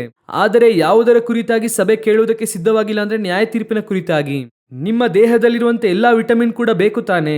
ಎಲ್ಲ ಬೇಕು ತಾನೆ? ಇಲ್ಲ, ನನಗೆ ಓಡುವುದಕ್ಕೆ ಯಾವ ವಿಟಮಿನ್ ಬೇಕು ಅದು ಮಾತ್ರ ಸಾಕು, ಓದುವುದಕ್ಕೆ ಬೇಡ ಅಂದ್ರೆ ಓಕೆನಾ? ಅದು ಸರಿ ಬರುತ್ತದಾ? ಯೋಚನೆ ಮಾಡಿ ನೋಡಿ. ಇವತ್ತು ಅದೇ ಇದೆ ನಮ್ಮ ದೇಹದಲ್ಲಿ. ಒಂದು ಕಡೆ ಕೆಲವು ಸಮಯದಲ್ಲಿ ಪ್ರೋಟೀನ್ ಡ್ರಿಂಕ್ ಎಂಬುದಾಗಿ ಕೊಡುತ್ತಾರೆ, ನೀವು ಕೇಳಿರುತ್ತೀರಾ. ದೇಹದ ತೂಕ ಇಳಿಸುವುದಕ್ಕೆ ಕೆಲವರು ಏನ್ ಮಾಡುತ್ತಾರೆ? ಒಬ್ಬೊಬ್ಬರು ಕೂಡ ಒಂದೊಂದು ವಿಧವಾದಂತಹ ಡಯಟ್ ಮಾಡುತ್ತಾರೆ. ಕೆಲವರು ನ್ಯಾಚುರಲ್ ಡಯಟ್ ಅನ್ನುತ್ತಾರೆ, ಕೆಲವರು ಪ್ರೋಟೀನ್ ಡ್ರಿಂಕ್ ಅನ್ನುತ್ತಾರೆ, ಏನೇನೋ ಹೇಳುತ್ತಾರೆ. ಏನ್ ಮಾಡಬೇಕು? ಇದನ್ನು ತಿನ್ನುವಾಗ ಅದನ್ನು ಸಂಪೂರ್ಣವಾಗಿ ನಿಲ್ಲಿಸಿ ಬರೀ ಪ್ರೋಟೀನ್ ಅನ್ನೇ ತಿನ್ನುತ್ತಾರೆ.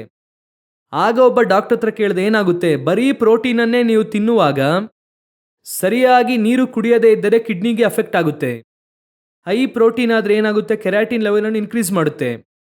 ಹಾಗಾದ್ರೆ ಇದನ್ನು ತೆಗೆದುಕೊಳ್ಳುವಾಗ ಫೈಬರ್ ಕಡಿಮೆ ಆಗುತ್ತದೆ. ಫೈಬರ್ ಅಧಿಕ ತೆಗೆದುಕೊಂಡ್ರೆ ಕಾರ್ಬೋಹೈಡ್ರೇಟ್ ಕಡಿಮೆ ಆಗುತ್ತದೆ. ಆದ್ದರಿಂದ ದೇವರು ಇದೆಲ್ಲವನ್ನು ಸೇರಿ ನಮ್ಮ ಬಾಡಿಯಲ್ಲಿ ಕರೆಕ್ಟ್ ಆಗಿ ಇಟ್ಟಿದ್ದಾರೆ. ನಾವು ಏನ್ ಮಾಡುತ್ತೇವೆ? ಅವಸರ ಪಟ್ಟು ದೇಹದ ತೂಕ ಇಳಿಸಬೇಕೆನ್ನುವುದಕ್ಕಾಗಿ ಏನೋ ಒಂದು ಡಯಟ್ ಅನ್ನು ಫಾಲೋ ಮಾಡಿ, ಹಾಗೆ ಏನೋ ಒಂದು ಕೆಲವರನ್ನು ನೋಡುವುದಾದ್ರೆ ಯಾವುದೋ ಒಂದನ್ನು ಹಿಡ್ಕೊಂಡ್ರು ಅಂದ್ರೆ ಅದರಲ್ಲೇ ಹೋಗುತ್ತಿರುತ್ತಾರೆ. ಒಂದು ಕಡೆ ಹಾಗೆ ಬ್ಲೆಸ್ಸಿಂಗ್ ಎಂಬುದಾಗಿ ಹೋಗುತ್ತಿದ್ದಾರೆ. ಪ್ರೋಟೀನ್ ಡ್ರಿಂಕ್ ಇದ್ದ ಹಾಗೆ ಒಂದು ದಿನ ಹಾಗೆ ಹೋಗಿ ನಿಲ್ಲುತ್ತದೆ. ಏನು ಮಾಡಬೇಕೆಂಬುದಾಗಿ ಗೊತ್ತಾಗುತ್ತಿಲ್ಲ. ತಿಂದರು, ಕುಡಿದರು, ಕುಣಿದಾಡಿದರು. ಅದೇ ಇಂದು ಇದೆ. ನೋಹನ ದಿವಸದಲ್ಲಿ ತಿಂದರು ಕುಡಿದರು ಮದುವೆ ಮಾಡುತ್ತಾ ಮಾಡಿಕೊಳ್ಳುತ್ತಾ. ಒಂದು ಕಡೆ ಈ ರೀತಿ ಹೋಗುತ್ತಿದೆ, ಇನ್ನೊಂದು ಕಡೆ ನ್ಯಾಯ ತೀರ್ಪಿನ ಕುರಿತಾದಂತ ತಿಳುವಳಿಕೆನೇ ಇಲ್ಲ, ಅದರ ಕುರಿತಾದ ಯಾವ ನಾಲೆಡ್ಜ್ ಇಲ್ಲ, ಕಾಷನ್ ಇಲ್ಲ. ಹಾಗೆ ಕೊಡುವಂತಹ ಕಾಷನ್ ಅನ್ನು ಸ್ವೀಕರಿಸುವಂತಹ ಹಂತದಲ್ಲಿ ಸಭೆ ಇಲ್ಲ. ಅದನ್ನು ಹೇಳಿದ್ರು ಕೂಡ ಸಭೆಗೆ ಇಷ್ಟವಾಗುತ್ತಿಲ್ಲ. ಹಾಗಾದ್ರೆ ಹೇಗೆ ಅದುವರೆಗೂ ಕಾಣದಿದ್ದ ಕಾಲದ ಕುರಿತಾಗಿ ಎಚ್ಚರಿಕೆ ಹೊಂದಿ ನಾವೇನು ಸಿದ್ಧ ಮಾಡಿದೆ ಎಂಬುದಾಗಿ ಇದೆ, ಸಿದ್ಧತೆ ಇಲ್ಲದೆ ಹೇಗೆ ಹೋಗುತ್ತೀರಾ? ಇವತ್ತು ಸಭೆ ಆ ರೀತಿಯಾಗೇ ಇದೆ. ಈಗ ನಮ್ಮ ತಂದೆ ತಾಯಿಯವರು ಇದ್ದಂತ ಕಾಲದಲ್ಲಿ ಈ ರೀತಿಯಾಗಿರ್ಲಿಲ್ಲ ನೋಡಿ. ಯಾವಾಗ ಬೇಕಾದ್ರೂ ಒಬ್ಬರನ್ನು ಕರ್ಕೊಂಡು ಬಂದ್ರು ಕೂಡ ಅವ್ರಿಗೆ ಊಟ ಇರ್ತಿತ್ತು. ನಾನು ಹೇಳುತ್ತಿರುವುದು 30 ವರ್ಷದ ಹಿಂದೆ. ಈಗ ಇರುವಂತವರಿಗೆ ಯಾರಿಗೂ ಅದರ ಕುರಿತಾಗಿ ಗೊತ್ತಿಲ್ಲ. ಕೆಲವರು ಆಶ್ಚರ್ಯ ಪಡುತ್ತಾರೆ, ಊಟನ ನಮಗೇನೆ ನಾವು ಆರ್ಡರ್ ಮಾಡ್ಕೊಳ್ತೇವೆ. ಆಗ ಹೇಗೆಂದ್ರೆ ಮನೆಯಲ್ಲಿರುವಂತ ಗಂಡ ಆರ್ಡರ್ ಮಾಡ್ತಾರೆ, ಅಮ್ಮ ಊಟ ಕೊಡಮ್ಮ ಎಂಬುದಾಗಿ. ಈಗ ಮನೆಯವರೇ ಸೇರಿ ಆರ್ಡರ್ ಮಾಡುತ್ತಾರೆ ಅಲ್ವಾ? ಅದರಲ್ಲೂ ಕೂಡ ಹೆಮ್ಮೆ. 12 ಗಂಟೆಗೆ ಕೇಳಿದ್ರು ಕೂಡ ಡೆಲಿವರಿ ಮಾಡುತ್ತಾರೆ. ಮೊದಲು ರಾತ್ರಿ 12 ಗಂಟೆಗೆ ತಿನ್ನುವುದೇ ತಪ್ಪು, ಅದರಲ್ಲಿ ಒಂದು ಹೆಮ್ಮೆ ಬೇರೆ. ಹಾಗಾದ್ರೆ ಯೋಚನೆ ಮಾಡಿ ನೋಡಿ, ನಾವು ಕಾಫಿ ಕೊಡುವುದಕ್ಕೆ ಒಬ್ಬರನ್ನು ಕರೆದುಕೊಂಡು ಬಂದರೂ ಕೂಡ ಸಿದ್ಧವಾಗುವಂತ ಸ್ಥಿತಿಯಲ್ಲಿ ಇಲ್ಲ ಮನೆ. ಒಂದು ಎಕ್ಸಾಮ್ ಬರುತ್ತದೆ ಅಂದ್ರೆ 2 ತಿಂಗಳಿಗೆ ಮುಂಚೆನೆ ಟೈಮ್ ಟೇಬಲ್ ಕೊಡುತ್ತಾರೆ. ಪ್ರಿಪೇರ್ ಆಗುವುದಕ್ಕೆ ಒಂದು ಎಲೆಕ್ಷನ್ ಬರುತ್ತದೆ ಅಂದ್ರೆ 3 ತಿಂಗಳು 4 ತಿಂಗಳು ಮುಂಚೆನೆ ಪ್ರಿಪೇರ್ ಆಗುತ್ತಾರೆ. ಅವರಿಗೆ ಪ್ರಿಪರೇಷನ್ ಆಗುವುದಕ್ಕೆ ಟೈಮ್ ಟೇಬಲ್ ಕೊಡುತ್ತಾರೆ. ಆದರೆ ಚರ್ಚು ಆ ಪ್ರಿಪರೇಷನ್ ನ ಕಾಷನ್ನೇ ಬರಬಾರ್ದು ಎಂಬುದಾಗಿ ಹೇಳ್ತಿದೆಯಲ್ಲ, ಅಂತಹ ಒಂದು ಮೆಸೇಜೇ ಬರಬಾರ್ದು, ಬೇಡ.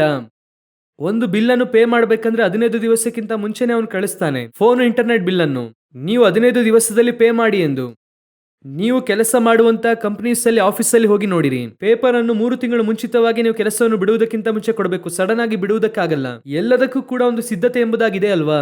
ಆದರೆ ಚರ್ಚಿಗೆ ಮಾತ್ರ ಸಿದ್ಧತೆಯ ಸಂದೇಶ ಆಗಲ್ಲ. ಅದರ ಕುರಿತಾಗಿ ಮಾತನಾಡಿದ್ರೆ ತಪ್ಪು, ಮೋಟಿವೇಶನ್ಗೆ ಅಗೇನ್ಸ್ಟ್ ಇದು.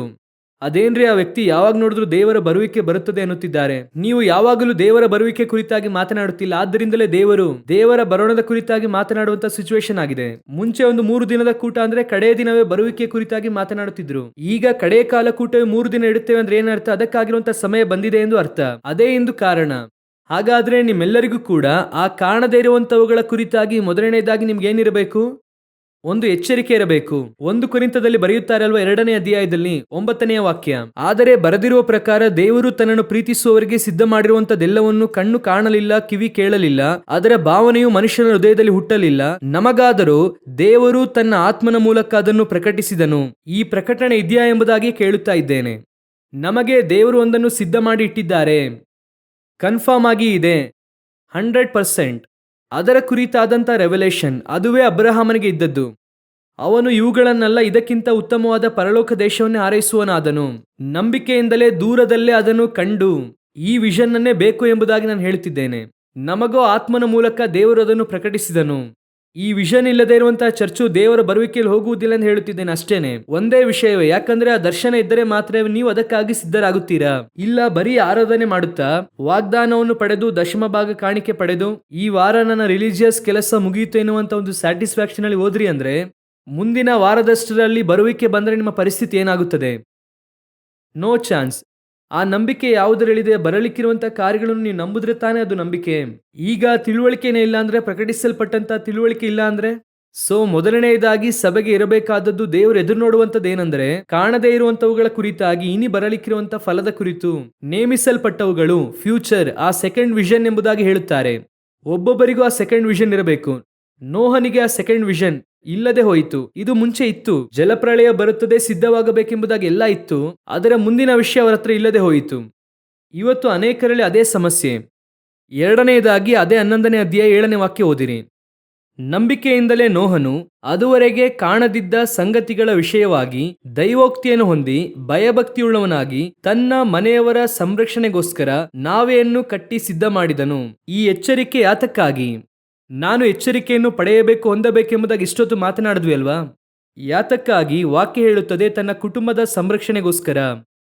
ಇದೇ ಮುಂದೆ ಬಹಳ ಇಂಪಾರ್ಟೆಂಟ್, ಬಹಳ ಮುಖ್ಯವಾದದ್ದು. ನಮ್ಮೆಲ್ಲರಿಗೂ ಗೊತ್ತಿರುವಂತ ಒಂದು ವಿಷಯ, ಕುಟುಂಬವೇ ದೇವರ ಮೊದಲನೇ ಕಾನ್ಸೆಪ್ಟ್ ಆಗಿ ಇತ್ತು. ಕರ್ತನು ಸೃಷ್ಟಿ ಮಾಡುವಾಗಲೇ ಮೊದಲನೆಯದಾಗಿ ಆದಾಮ ಹಾಗೂ ಅವಳನ್ನು ಹೇಗೆ ಮಾಡುತ್ತಾರೆ? ಒಂದು ಫ್ಯಾಮಿಲಿಯಾಗಿ. ದೇವರು ಬಂದು ಅಕ್ಕ ತಮ್ಮನಾಗಿಯೋ, ಅಥವಾ ದೇವರು ಅಣ್ಣ ತಂಗಿಯಾಗಿಯೋ, ಅಥವಾ ಅಪ್ಪ ಮಗಳಾಗಿಯೋ, ಅಥವಾ ಅಮ್ಮ ಮಗನಾಗಿಯೋ ಉಂಟು ಮಾಡದೆ ಹೇಗೆ ಉಂಟು ಮಾಡುತ್ತಾರೆ? ಗಂಡ ಹೆಂಡತಿಯಾಗಿ, ಫ್ಯಾಮಿಲಿಯಾಗಿ. ಏನ್ ರೀಸನ್? ಇದರ ಹಿಂದೆ ದೇವರ ಉದ್ದೇಶ ಅನೇಕ ಇದೆ. ಅದು ಕ್ರಿಸ್ತನಿಗೂ ಸಭೆಗೂ ಅಂದ್ರೆ ಮೊದಲಗಿತ್ತಿಗೆ ಇರುವಂತ ಕನೆಕ್ಷನ್. ಹಾಗಾದ್ರೆ ಇದನ್ನು ರಕ್ಷಿಸುವುದೇ ವೆರಿ ಇಂಪಾರ್ಟೆಂಟ್. ಸಭೆಯನ್ನು ರಕ್ಷಿಸುವುದೇ ವೆರಿ ಇಂಪಾರ್ಟೆಂಟ್. ಈಗ ತನ್ನ ಕುಟುಂಬದ ಸಂರಕ್ಷಣೆಗೋಸ್ಕರ ಒಂದು ನಾವೆಯನ್ನು ಕಟ್ಟಿದನು. ಮೊದಲು ಈ ವಿಷನ್ ನಮಗೆ ಇರಬೇಕು. ಎರಡನೆಯದಾಗಿ ಆಮೇಲೆ ಈ ಕಾರ್ಯ ಗೊತ್ತಿರಬೇಕು. ಯಾವ ಕಾರ್ಯ ಗೊತ್ತಿರಬೇಕು? ನಾನು ಮಾತ್ರವಲ್ಲ, ನನ್ನ ಕುಟುಂಬವನ್ನು ಕೂಡ ಒಳಗೊಂಡು ಬರುವಿಕೆಯಲ್ಲಿ ಪಾಲುಗಾರರಾಗಬೇಕು. ಒಬ್ಬರನ್ನು ಬಿಟ್ಟು ಒಬ್ಬರು ಎತ್ತಲ್ಪಡುವುದು ಪಾಲುಗಾರಿಕೆ ಅಲ್ಲ. ನೀವೆನ್ನುವುದು ನೀವಲ್ಲ, ನಿಮ್ಮ ಫ್ಯಾಮಿಲಿ ಎಲ್ಲ ಸೇರಿಯೇ ಒಬ್ಬ ವ್ಯಕ್ತಿ. ಗಂಡ ಹಾಗೂ ಹೆಂಡತಿ ಹೇಗೆ ಇದ್ದಾರೆ? ಒಂದೇ ಶರೀರವಾಗಿ ಇದ್ದಾರೆ. ಇಬ್ಬರು ಸೇರಿಯೇ ಒಂದು ವ್ಯಕ್ತಿ. ನಮ್ಮೆಲ್ಲರಿಗೂ ಗೊತ್ತು ಅಲ್ವಾ? ಹಾಗಾದ್ರೆ ನಮ್ಮಿಂದಲೇ ಮಕ್ಕಳು ಬಂದಿದ್ದಾರೆ. ಅವರು ಮದುವೆಯಾಗಿ ಹೋಗುವ ತನಕ ಅವರೆಲ್ಲರೂ ಕೂಡ ನಮ್ಮ ಫ್ಯಾಮಿಲಿನೇ. ಚೆನ್ನಾಗಿ ಗಮನಿಸಿರಿ, ಅಬ್ರಹಾಮನ ಮಗನಾಗಿರುವಂತಹ ಈಸಾಕನೆಂಬುದಾಗಿ ಬರುತ್ತಲೇ ಇರುತ್ತದೆ. ಯಾವಾಗ ಅವನಿಗೆ ಮದುವೆ ಆಯಿತು ಆ ನಂತರ ಅಬ್ರಹಾಮನೆಂಬುದಾಗಿ ಬರುವುದಿಲ್ಲ. ಈಸಾಕನ ಕುರಿತಾಗಿ ಬೈಬಲ್ ಹೋಗುತ್ತದೆ. ಆ ನಂತರ ಅಬ್ರಹಾಮನ ಮರಣದ ಕುರಿತಾಗಿ ಮಾತ್ರ ಇರುತ್ತದೆ. ಬರೀ ಈಸಾಕನ ಕುರಿತಾಗಿ ಹೋಗುತ್ತದೆ. ಯಾವಾಗ ಈಸಾಕನನ್ನು ಬಿಟ್ಟು ಯಾಕೋಬ ಹೊರಟು ಲೇಯಳನ್ನು ನೋಡುವುದಕ್ಕೆ ಹೋಗುತ್ತಾರೋ ಆ ನಂತರ ಬೈಬಲ್ ಅದರ ಕುರಿತಾಗಿ ಹೋಗುತ್ತದೆ. ಈಸಾ ಕುರಿತಾಗಿ ಇರುವುದಿಲ್ಲ. ಹಾಗಂದ್ರೆ ಏನು ಅರ್ಥ? ದೇವರ ದೃಷ್ಟಿಯಲ್ಲಿ ಫ್ಯಾಮಿಲಿಯ ಬಹಳ ದೊಡ್ಡ ಪ್ಲಾನ್ ಅಲ್ಲಿ ಇದೆ. ಈಗ ಎಷ್ಟು ಜನರಿಗೆ ಉತ್ತರವಾದ ಇದೆ, ನನ್ನ ಕುಟುಂಬ ಖಂಡಿತವಾಗಿ ಬರುವಿಕೆಯಲ್ಲಿ ಹೋಗುತ್ತದೆ ಎಂದು. ಬರಲಿಕ್ಕಿರುವಂತಹ ದೇವರ ಬರೋಣದಲ್ಲಿ ನನ್ನ ಫ್ಯಾಮಿಲಿ ಹೋಗುತ್ತದೆ ಎಂಬುದಾಗಿ ಎಷ್ಟು ಜನರಿಗೆ ಉತ್ತರವಾದ ಇದೆ.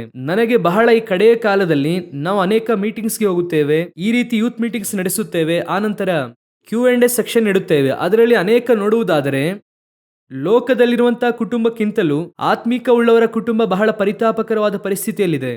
ಇದಕ್ಕೆ ಏನ್ ರೀಸನ್? ಹಾಗೆ ಕೇಳುವುದಾದರೆ ನಾನು ಇರುವಂತಹ ಸಮಯ ಯೂಸ್ ಮಾಡಿಕೊಳ್ಳುವುದಕ್ಕೆ ಬಯಸುತ್ತೇನೆ. ಏನ್ ರೀಸನ್ ಅಂದರೆ, ನೋಹನೊಳಗೆ ಇದ್ದಂತಹ ಆ ವಿಷನ್ ಇತ್ತಲ್ವಾ, ನೋಹನ ಹತ್ರ ಕರ್ತನೊಂದಿಗೆ ಇದ್ದಂತಹ ಆ ಒಂದು ಸ್ಪಿರಿಚುಯಾಲಿಟಿ ಇತ್ತಲ್ವಾ, ಅದು ಹಾಗೆ ಅವನ ಫ್ಯಾಮಿಲಿಗೆ ಹೋಯಿತು. ಅದೇ ಪ್ಲಸ್ ಪಾಯಿಂಟ್. ನೋಹನು ದೇವರೊಂದಿಗೆ ಸಂಚರಿಸುತ್ತಾ ಇದ್ದ. ನೋಹನು ನೀತಿವಂತನಾಗಿ ಇದ್ದ. ಈ ದೈವೋಕ್ತಿಯನ್ನು ಹೊಂದಿಕೊಂಡನು. ಇಷ್ಟು ಕಾರ್ಯ ಇದೆ ನೋಹನ ಹತ್ರ. ಇದು ಹಾಗೆ ಯಾರ ಹತ್ರ ಹೋಯಿತು? ಮಕ್ಕಳ ಹತ್ರ ಹೋಯಿತು. 100 ವರ್ಷ ಅಪ್ಪ ಒಂದು ಬೋಟ್ ಕಟ್ಟುತ್ತಾರೆ, ಒಂದು ನಾವೆಯನ್ನು ಕಟ್ಟುತ್ತಾರೆ. ಯಾಕಪ್ಪ ಕಟ್ಟುತ್ತೀರಾ? ದೊಡ್ಡ ಪ್ರಳಯ ಒಂದು ಬರುತ್ತದೆ, ಲೋಕವೇ ನಾಶವಾಗಲಿದೆ, ನಾವು ಅದರಲ್ಲಿ ತಪ್ಪಿಸಿಕೊಳ್ಳಲಿದ್ದೇವೆ. ಇವತ್ತು ಹೇಳಿ ನೋಡಿ ನಿಮ್ಮ ಮಕ್ಕಳಿಗೆ, ನಿಮ್ಮ ಮಕ್ಕಳು ಒಪ್ಪಿಕೊಳ್ಳುವುದಿಲ್ಲ. ಇವತ್ತು ಹೇಳಿ ನೋಡಿ. ನೋಹನು ಹೇಳುತ್ತಾರೆ ಆ ರೀತಿ ಒಂದು ಬರಲಿಕ್ಕಿದೆ. ಈ ವಿಷನ್ ಅವರ ಹೆಂಡತಿಯೊಳಗೆ ಹೋಗುತ್ತದೆ. ಅವರು ಹೇಳುವುದು ಎಲ್ಲಿ ಹೋಗುತ್ತದೆ? ಅವರ ಹೆಂಡತಿಯೊಳಗೆ ಹೋಗುತ್ತದೆ. ಅಷ್ಟು ಮಾತ್ರವಲ್ಲ, 3 ಯವನಸ್ಥರು, ಮದುವೆಯಾದಂತಹ ಯವನಸ್ಥರು, ನೋಹನು, ಅವನ ಮಕ್ಕಳು, ಅವನ ಮಕ್ಕಳ ಹೆಂಡತಿಯರು, ಅವರ ಒಳಗೆ ಈ ವಿಷನ್ ಹೋಗುತ್ತದೆ. ನನಗೆ ಬಹಳ ಆಶ್ಚರ್ಯ ಏನೆಂದರೆ, ಇವತ್ತು ನಿಮ್ಮ ವಿಷನ್ ನಿಮ್ಮ ಹೆಂಡತಿಯೊಳಗೆ ಹೋಗುವುದಿಲ್ಲ, ನಿಮ್ಮ ವಿಷನ್ ನಿಮ್ಮ ಗಂಡನಿಗೆ ಹೋಗುವುದಿಲ್ಲ. ಅದನ್ನು ಅರ್ಥ ಮಾಡಿಸುವಷ್ಟರಲ್ಲಿ ನಿಮ್ಮ ಜೀವಿತವೇ ಮುಗಿಯುತ್ತದೆ. ಆ ಅಮ್ಮನಿಗೆ ಹೇಳಿ ಮುಗಿಸುವುದಕ್ಕೋ ಅಥವಾ ಅಯ್ಯನಿಗೆ ಹೇಳಿ ಮುಗಿಸುವುದಕ್ಕೋ ನಿಮಗೆ ಜೀವಿತವೇ ಬೇಕಾಗುತ್ತದೆ. ಅನೇಕರ ಹತ್ರ ಕೇಳುತ್ತೇನೆ, ಆ ವಿಷನ್ ಒಂದಿಗೆ ಹೊಂದಿಕೊಂಡು ಹೋಗುವಂತಹ ಕುಟುಂಬಗಳಿದೆ, ಇಲ್ಲ ಎಂದು ಹೇಳುತ್ತಿಲ್ಲ. ಆದರೆ ವಿಷನ್ನ ಇಲ್ಲದೇ ಇರುವಂತಹ ವ್ಯಕ್ತಿಯನ್ನು ಹೊತ್ತುಕೊಂಡು ಹೋಗುವಂತಹ ಗುಂಪು ಇದೆ. ಅದು ಇರುವುದರಲ್ಲಿಯೇ ಬಹಳ ಕಷ್ಟ. ಅವರಿಗೂ ವಿಷನ್ ಅನ್ನು ಅರ್ಥ ಮಾಡಿಸಿ. ಅರ್ಥವಾಗದೇ ಇರುವಂತಹ ಒಬ್ಬ ವ್ಯಕ್ತಿಯನ್ನು ಜೊತೆಗಿಟ್ಟುಕೊಂಡು ಈ ಓಡುವುದೆಂಬುದಾಗಿ ಒಂದು ಇದೆ ನೋಡಿ, ಇರುವುದರಲ್ಲಿಯೇ ಬಹಳ ಕಷ್ಟ. ಏನ್ ಮಾಡಬೇಕೆಂದೇ ಗೊತ್ತಿಲ್ಲ, ಆದರೆ ಬೇರೆ ಮಾರ್ಗವೇ ಇಲ್ಲ. ಅದು ಯಾವಾಗಲೂ ಯೋಚನೆ ಮಾಡಬೇಕಾದ ವಿಷಯ. ಮದುವೆ ಆಗುವುದಕ್ಕಿಂತ ಮುಂಚೆ ಯೋಚನೆ ಮಾಡಬೇಕಾದದ್ದು. ನಾನು ಅದನ್ನೇ ಹೇಳುತ್ತೇನೆ, ಮದುವೆಗೂ ಮುನ್ನ ನೀವು 1000 ಬಾರಿ ಯೋಚನೆ ಮಾಡಬಹುದು. ಮದುವೆ ಆದ ನಂತರ 1 ಸಾರಿ ಯೋಚನೆ ಮಾಡಬಾರದು. ಮುಗಿಯಿತು, ಕೆಲಸ ಓವರ್. ಇನ್ನು ಇದನ್ನು ಹೇಗೆ ಹೋಗಿ ಸೇರಿಸಬೇಕೆಂಬುದಾಗಿ ನೋಡಬೇಕು. ಗಾಡಿ ತಗೊಳ್ಳೋ ತನಕ ನೀವು ಯಾವ ಗಾಡಿ ತಗೊಳ್ಳೋದಂತ ಏನ್ ಮಾಡಬಹುದು? ಯೋಚನೆ ಮಾಡಿ 1000 ಮಾಡಲ್ ನೀವು ನೋಡಬಹುದು. ತಗೊಂಡ್ರ ಇರುವಂತಹ ಗಾಡಿಯನ್ನು ರಿಪೇರ್ ಮಾಡಿ ಓಡಿಸ್ಬೇಕಷ್ಟೇನೆ. ಪಕ್ಕದಲ್ಲಿ ಹೋಗುವಂತ ಗಾಡಿ ನಮಗೆ ಯಾವಾಗಲೂ ಚೆನ್ನಾಗಿ ಅನಿಸುತ್ತದೆ. ಅದು ಆಸ್ ಯೂಶುವಲ್ನೇ. ಆ ಗಾಡಿ ಹೇಗೆ ಹೋಗುತ್ತದೆ ಅಲ್ವಾ? ಏನ್ ಮಾಡೋದು? ದೇವರು ನಮಗೆ ಈ ಗಾಡಿಯನ್ನೇ ಕೊಟ್ಟಿದ್ದಾರೆ, ಇದನ್ನೇ ಓಡಿಸ್ಬೇಕು. ಗರಗರ ಅಂತ ಸೌಂಡ್ ಬರುತ್ತದಲ್ಲ, ಬೇರೆ ಮಾರ್ಗವಿಲ್ಲ, ಇದರೊಂದಿಗೆ ಬಾಳ್ಬೇಕು. ನಾನು ಯಾವಾಗಲೂ ಹೇಳುತ್ತೇನೆ, ನನಗೆ ಬಹಳ ಆಶ್ಚರ್ಯಕರವಾದಂತಹ ವಿಷಯ ಅದು ಬೈಬಲ್ನಲ್ಲಿ. ಈ ಸಿಂಹಗವಿಯಲ್ಲಿ ಸಿಂಹದ ಬಾಯಿಯನ್ನು ಕಟ್ಟುದ್ರಲ್ವ ದೂತನು, ಕಟ್ಟುದ್ರು ತಾನೆ. ಅದನ್ನು ಮಾಡದೆ ಯಾಕೆ ಇವರು ದಾನಿಯೇಲನನ್ನು ಎತ್ಕೊಂಡು ಹೋಗಬಾರ್ದಾಗಿತ್ತು? ಹೇಗಿದ್ರು ಕೂಡ ರಾಜ ನಾಳೆ ಬೆಳಗ್ಗೆ ಬಂದು ಕಾಪಾಡಲಿದ್ದಾರೆ. ಇವರನ್ನು ಕಾಪಾಡಬೇಕೆನ್ನುವಂತ ಪ್ಲಾನ್ ಪರಲೋಕಕ್ಕೆ ಬಂತು. ಆ ಸಿಂಹದ ಬಾಯಿಯನ್ನು ಕಟ್ಟುವುದಕ್ಕಿಂತಲೂ ಸುಮ್ನೆ ದಾನಿಯೇಲನನ್ನೇ ಆಚೆ ಬಿಟ್ಟಿದ್ರೆ ಕೆಲಸ ಮುಗಿಯುತ್ತಿತ್ತಾ ಇಲ್ವಾ? ನಮ್ಮ ವ್ಯೂ ಅಲ್ಲಿ ಹೇಳುತ್ತೇನೆ, ಸಮಸ್ಯೆ ಇರ್ತಿರ್ಲಿಲ್ಲ ತಾನೆ. ಈಗ ಗವಿಯಲ್ಲಿ ಬಂದು ಸಿಂಹದ ಬಾವಿಯನ್ನು ಕಟ್ಟಿದ್ದಾಯಿತು. ದಾನಿಯೇಲನನ್ನು ಕೂಡ ಅಲ್ಲೇ ಬಿಟ್ಟಿದ್ದಾಯಿತು. ಒಂದು ದಿನ ರಾತ್ರಿ ಎಲ್ಲ ಈ ಸಿಂಹದೊಂದಿಗೆ ಅವ್ರು ಏನ್ ಮಾಡ್ಬೇಕು? ಬಾಳ್ಬೇಕು. ಈಗ ದಾನಿಯೇಲನ ಪರಿಸ್ಥಿತಿ ಯೋಚನೆ ಮಾಡಿ ನೋಡಿ. ಅದು ಒಳ್ಳೆಯ ಸಿಂಹವಾಗಿದ್ರೆ ಬಾಯಿ ಕಟ್ಟುವುದು ಬೇಡ. ಇದು ಒಳ್ಳೆಯ ಸಿಂಹವಲ್ಲ. ಆದ್ದರಿಂದ ಅವನೇನ್ ಮಾಡ್ದ? ಬಾಯಿಯನ್ನು ಕಟ್ದ. ಈಗ ಸಿಂಹ ರಾತ್ರಿ ಎಲ್ಲ ದಾನಿಯೇಲನನ್ನು ಹೇಗೆ ನೋಡ್ತಿರ್ಬಹುದು? ಯೂಶುವಲ್ ತಾನೆ. ಹೇಗೆ ಕೂತಿರಬಹುದು? ಯೋಚನೆ ಮಾಡಿ ನೋಡಿ. ಚೆನ್ನಾಗಿರುವಂತ ಆಹಾರ ಮುಂದೆ ಇದೆ, ನಮ್ಮಿಂದ ತಿನ್ನುವುದಕ್ಕೂ ಆಗುತ್ತಿಲ್ಲ. ಪರಲೋಕ ಬಾಯಿಯನ್ನು ಜಾಮ್ ಮಾಡಿದೆ ಅಲ್ವಾ? ಈಗ ಸಿಂಹಕ್ಕೆ ಹೇಗಿದೆ ಅಂದರೆ, ಚೆನ್ನಾಗಿರುವಂತ ಆಹಾರ, ತಿನ್ನುವುದಕ್ಕೂ ಆಗುತ್ತಿಲ್ಲ, ಹಾಗೆ ಅದು ಗುರಾಯಿಸುತ್ತಾ ಇರುತ್ತದೆ. ಈಗ ದಾನಿಯೇಲನು ನೇರವಾಗಿ ಸಿಂಹವನ್ನು ನೋಡುವುದೂ ಇಲ್ಲ. ಹಾಗಾದ್ರೆ ನಾವು ಓಡುವಂತ ಓಟದಲ್ಲಿ ಮೊದಲು ನಿಮ್ಮ ವಿಷನ್ ನಿಮ್ಮ ಕುಟುಂಬದೊಳಗೆ ಹೋಗುತ್ತಾ ಇದೆಯಾ? ಅವರು ಸಿದ್ಧವಾಗಿರುವಂತ ಹಂತದಲ್ಲಿ ಸಭೆ ಇದೆಯಾ? ನಿಮ್ಮಿಂದ ಆಗುತ್ತಾ ಇದೆಯಾ? ಅದೇ ತಾನೇ ಇಂದು ಸಮಸ್ಯೆ. ಒಂದು ಕುಟುಂಬವನ್ನು ಪರಲೋಕಕ್ಕೆ ಕೊಂಡೊಯ್ಯುವುದಕ್ಕಿಂತ ಮುಂಚೆ ವಿಷನ್ ಅನ್ನೇ ಕೊಂಡೊಯ್ಯುವುದಕ್ಕೆ ಆಗುತ್ತಿಲ್ವಲ್ಲ. ಇವತ್ತು ನೋಡುವುದಾದ್ರೆ ಇಂತಹ ಒಂದು ಕುಟುಂಬಗಳೇ ಇದೆ. ನಿಮ್ಮ ವಿಷನ್ ನಿಮ್ಮ ಫ್ಯಾಮಿಲಿ ಒಳಗೆ ಹೋಗುತ್ತಾ ಇಲ್ಲ. ಮದುವೆಯಾಗಿ 10 ವರ್ಷವಾದ್ರೂ 20 ವರ್ಷವಾದ್ರೂ ಹೋಗುತ್ತಾ ಇಲ್ಲ. ಸಮಸ್ಯೆ ಹೋಗುತ್ತಲೇ ಇದೆ. ಇಂದು ಪರಿಸ್ಥಿತಿ ಇದೇನೆ. ವಿಷನ್ ಹೋಗುತ್ತಾ ಇಲ್ಲ. ಸರಿ, ಇದು ಫಸ್ಟು. ಎರಡನೆಯದಾಗಿ, ನಿಮ್ಮ ವಿಷನ್ ನಿಮ್ಮ ಮಕ್ಕಳಿಗೆ ಹೋಗುತ್ತಾ ಇದೆಯಾ? ಇವತ್ತು ಇರುವುದರಲ್ಲಿಯೇ ಬಹಳ ದೊಡ್ಡ ಡ್ರಾಬ್ಯಾಕ್ ಅದೇನೆ. ಅನೇಕ ಆತ್ಮಿಕ ಉಳ್ಳವರು ಅಳುತ್ತಾ ಇದ್ದಾರೆ. ಅವರಿಗೆ ಏನಂದರೆ, ಈಗ ಈ ಜನರೇಷನ್ ಗ್ಯಾಪ್ ಎಂಬುದಾಗಿ ಹೇಳುತ್ತಾರೆ, ಜೆನ್ಜಿ ಎಂದು ಹೇಳುತ್ತಾರೆ, ಏನೇನೋ ಹೇಳುತ್ತಾರೆ. ನಮ್ಮ ಹತ್ರ ಮಾತಾಡುವುದಕ್ಕೆ ಅವರಿಗೆ ಕೋಪ ಬರುತ್ತಿದೆ, ಆದರೆ ಚಾಟ್ ಜಿಪಿಟಿ ಹತ್ರ ಸಂತೋಷವಾಗಿ ಮಾತನಾಡುತ್ತಿದ್ದಾರೆ. ಅವನು ಹೇಳುತ್ತಾನೆ, ನನಗೆ ಬೆಸ್ಟ್ ಫ್ರೆಂಡ್ ಸಿಕ್ಕಿದ್ದಾರೆ ಎಂಬುದಾಗಿ. ಇವತ್ತು ಹೇಗೆ ನೀವು ಇವರಲ್ಲಿ ಸ್ಪಿರಿಚುವಲ್ ವಿಷಯವನ್ನು ಕೊಂಡೊಯ್ಯುತ್ತೀರಾ? ಅನೇಕ ಚರ್ಚ್ಗಳು ಇವತ್ತು ಬಾಧಿಸಲ್ಪಡುವುದಕ್ಕೆ ಸಮಸ್ಯೆ ಅಲ್ಲೇ ಇದೆ. ಹೇಗೆ ಕೊಂಡೊಯ್ಯುವುದು? ಹೇಗೆ ಈ ವಿಷನ್ ಅನ್ನು ಮಕ್ಕಳಲ್ಲಿ ಕೊಂಡೊಯ್ಯುವುದು? ನೀವು ಚರ್ಚಿಗೆ ಕರೆದ್ರೆ ಮಕ್ಕಳು ಇವತ್ತು ಬರುತ್ತಾ ಇದ್ದಾರಾ? ಚರ್ಚಿಗೆ ಮಕ್ಕಳು ಬರುತ್ತಿದ್ದಾರಾ? ಒಂದು ಬರುವುದಿಲ್ಲ. ಹಾಗೆ ನಾವು ಖಂಡಿಸಿ ಕರೆದರೂ ಕೂಡ ಇಲ್ಲಿ ಕೂತುಕೊಂಡು ಫೋನ್ ನೋಡುತ್ತಾ ಇರುತ್ತಾರೆ.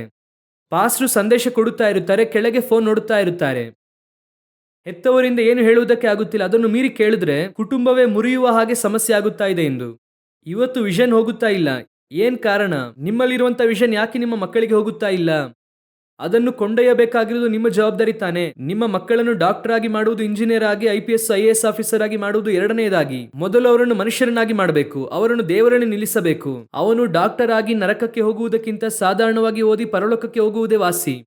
ಇವತ್ತು ವಿದ್ಯಾಭ್ಯಾಸ ಎಂಬುದಾಗಿ ಅದಕ್ಕಾಗಿ ಇಂಪಾರ್ಟೆನ್ಸ್ ಕೊಟ್ಟು ಸ್ಪಿರಿಚುಯಾಲಿಟಿಗೆ ಇಂಪಾರ್ಟೆನ್ಸ್ ಕೊಡದೇ ಇರುವಂತಹ ಫ್ಯಾಮಿಲಿಗಳು ಭಾನುವಾರ ಸ್ಪೆಷಲ್ ಕ್ಲಾಸ್ಗೆ ಕಳಿಸುತ್ತಾರೆ, ನೀಟ್ಗೆ ಓದಿಸುತ್ತಾರೆ, ಹೇಳುತ್ತಾರೆ ವಿದ್ಯಾಭ್ಯಾಸ ಇಲ್ಲದೆ ಇದ್ದರೆ ಭವಿಷ್ಯದಲ್ಲಿ ಭಿಕ್ಷುಗಾರನಾಗುತ್ತೀಯಾ? ನಾನು ಹೇಳುತ್ತೇನೆ, ಕರ್ತನು ಇಲ್ಲದಿದ್ರೆ ಮಾತ್ರನೇ ಭಿಕ್ಷೆ ಬೇಡುತ್ತಾರೆ. ಅವರು ಕುರಿ ಮೇಯಿಸುವವನನ್ನು ಕೂಡ ಅರಸನನ್ನಾಗಿ ಮಾಡುವುದಕ್ಕೆ ಶಕ್ತರಾಗಿ ಇದ್ದಾರೆ. ನಿಮ್ಮ ಮಕ್ಕಳಿಗೆ ಎಷ್ಟು ಜ್ಞಾನ ಇದೆಯೋ ಆ ಜ್ಞಾನದಲ್ಲೇ ದೇವರು ಅವರನ್ನು ಹೆಚ್ಚಿಸುತ್ತಾರೆ. ದೇವರಿಂದ ಅಸಾಧ್ಯವಾದದ್ದು ಒಂದೂ ಇಲ್ಲ. ನಿಮ್ಮ ಮಕ್ಕಳಿಗೆ ವಿದ್ಯಾಭ್ಯಾಸ ಬೇಡ ಎಂದು ಹೇಳುತ್ತಿಲ್ಲ.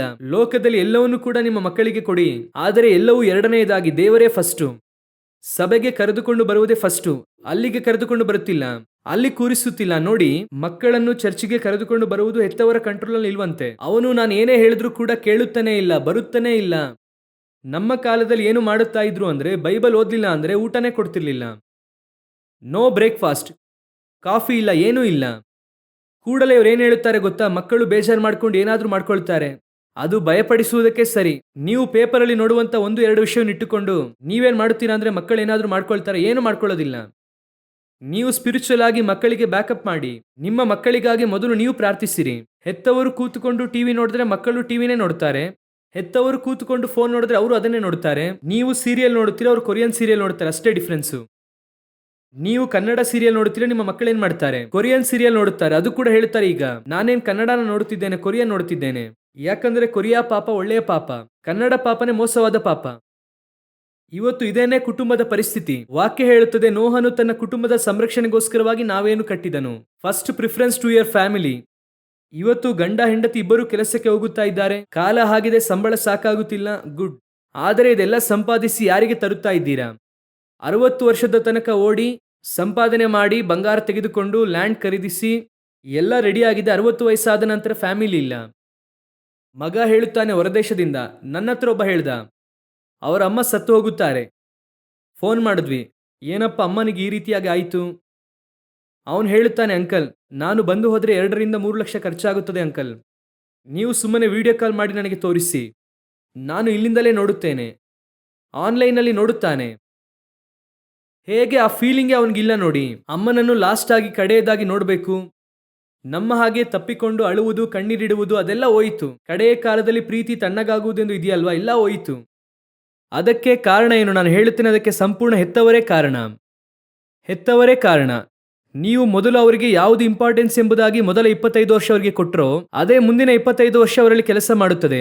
ನೋಹನು 500ನೇ ವರ್ಷದಲ್ಲಿ ದರ್ಶನ ಹೊಂದಿದ ನಂತರ ಮುಂದಿನ 100 ವರ್ಷದಲ್ಲಿ ಮಕ್ಕಳಲ್ಲಿ ಆ ದರ್ಶನವನ್ನು ಕೊಂಡು ಹೋಗಿ ಆ ಮಕ್ಕಳು ಹಾಗೆ 100 ವರ್ಷ ಅವರೊಂದಿಗೆ ಸೇರಿ ನಾವೇ ಕಟ್ಟುತ್ತಾರೆ ನೋಡಿ. ಒಬ್ಬಂಟಿಗನಾಗಿ ಕಟ್ಟುವುದಕ್ಕೆ ಆಗಲ್ಲ. ಇವತ್ತು ಇದು ನಿಮ್ಮ ಮಕ್ಕಳಲ್ಲಿ ಹೋಗುತ್ತಾ ಇದೆಯಾ? ನನಗೆ ಬಹಳ ಬೈಬಲಲ್ಲಿ ನೋಡುವಾಗ ದಾವಿದನ ಮಗ ಸೊಲೊಮೋನನು ಅವನು ಕೆಟ್ಟು ಹೋದ, ನಿಮಗೆ ಗೊತ್ತು. ಸಮುವೇಲನ ಮಕ್ಕಳು ಕೆಟ್ಟು ಹೋಗುತ್ತಾರೆ, ಏಲಿಯ ಮಕ್ಕಳು ಕೆಟ್ಟು ಹೋಗುತ್ತಾರೆ. ಕೆಲವರ ಮಕ್ಕಳು ಮಾತ್ರವೇ ಕರ್ತನಲ್ಲಿ ಸ್ಟ್ರಾಂಗ್ ಆಗಿ ಇದ್ದರು. ಅದರಲ್ಲಿ ಒಂದು ನೋಹನ ಮಕ್ಕಳು. ಈಗ ನಿಮ್ಮ ಮಕ್ಕಳು ಕರ್ತನಲ್ಲಿದ್ದಾರಾ? ದಯವಿಟ್ಟು ಹೇಳುತ್ತೇನೆ, ನಿಮ್ಮ ಮನೆಯಲ್ಲಿ ಕುಟುಂಬವಾಗಿ ಒಂದು ಅರ್ಧ ಗಂಟೆ ಆದರೂ ಪ್ರಾರ್ಥನೆಗೆ ಸ್ಪೆಂಡ್ ಮಾಡಿ. ನಾವು ಬಹಳ ಬ್ಯುಸಿ, ಅವರು ಟ್ಯೂಷನ್ಗೆ ಹೋಗುತ್ತಾರೆ, ಅವರು ಸ್ಪೆಷಲ್ ಕ್ಲಾಸ್ಗೆ ಹೋಗುತ್ತಾರೆ, ನಾವು ಆನ್ಲೈನ್ ವರ್ಕ್ ಮಾಡುತ್ತಾ ಇದ್ದೇವೆ. ಎಕ್ಸ್ಟ್ರಾ 1 ಗಂಟೆ ಕೆಲಸ ಮಾಡಿದ್ರೆ ಚೆನ್ನಾಗಿ ಸಿಗುತ್ತದೆ, ಎಲ್ಲ ಚೆನ್ನಾಗಿ ಸಿಗುತ್ತದೆ. ಕುಟುಂಬ ನರಕಕ್ಕೆ ಹೋಗುತ್ತದೆ. ಎಂಡ್ ಆಫ್ ದ ಡೇ ಕುಟುಂಬ ನರಕಕ್ಕೆ ಹೋಗುತ್ತದೆ. ಏನಾದರೂ ಸ್ಯಾಕ್ರಿಫೈಸ್ ಮಾಡಿರಿ. ಒಂದು ಅರ್ಧ ಗಂಟೆ ಆದರೂ ಕೂತುಕೊಂಡು ಫ್ಯಾಮಿಲಿಯಾಗಿ ಒಂದು ವಾಕ್ಯವನ್ನು ಓದಿ, ಒಂದು ಚಿಕ್ಕ ಪ್ರೇಯರ್ ದಯವಿಟ್ಟು ಮಾಡಿ. ಇಲ್ಲ ಅಂದ್ರೆ ಕಷ್ಟ. ನಿಮ್ಮ ಹತ್ರ ಕಾರ್ ಇರುತ್ತದೆ, ಮನೆ ಇರುತ್ತದೆ, ಎಲ್ಲ ಇರುತ್ತದೆ, ಆದರೆ ಮನೆಯಲ್ಲಿ ದೇವರು ಇರುವುದಿಲ್ಲ. ಯೆಹೆಜ್ಕೇಲ 8:6 ದೇವರು ಹೇಳುತ್ತಾರೆ, ನಾನು ನನ್ನ ಪವಿತ್ರಾಲಯವನ್ನು ಬಿಟ್ಟು ದೂರ ಹೋಗಬೇಕಾದ ಕಾರ್ಯವನ್ನು ಇಸ್ರಾಯೇಲ್ ವಂಶದವರು ಮಾಡುತ್ತಾರೆ. ಚರ್ಚ್ ಇದೆ, ಧರ್ಮಶಾಸ್ತ್ರ ಇದೆ, ಪ್ರತಿಯೊಂದು ವಿಧಿವಿಧಾನಗಳು ನಡೆಯುತ್ತಾ ಇದೆ, ಆದರೆ ದೇವರು ಹೊರಗೆ ಇದ್ದಾರೆ. ಕರ್ತನು ಹೊರಗೆ ಇದ್ದಾರಂತೆ. ಪ್ರಕಟಣೆ 3:20 ಹೇಳುತ್ತದೆ, ಇಗೋ ಬಾಗಿಲಲ್ಲಿ ನಿಂತುಕೊಂಡು ಕದ ತಟ್ಟುತ್ತಾ ಇದ್ದೇನೆ. ಹಾಗಂದ್ರೆ ಏನರ್ಥ? ಅವ್ರು ಒಳಗೆ ಇಲ್ಲ ಎಂದು ಅರ್ಥ. ಒಳಗೆ ಅವರಿಲ್ಲ.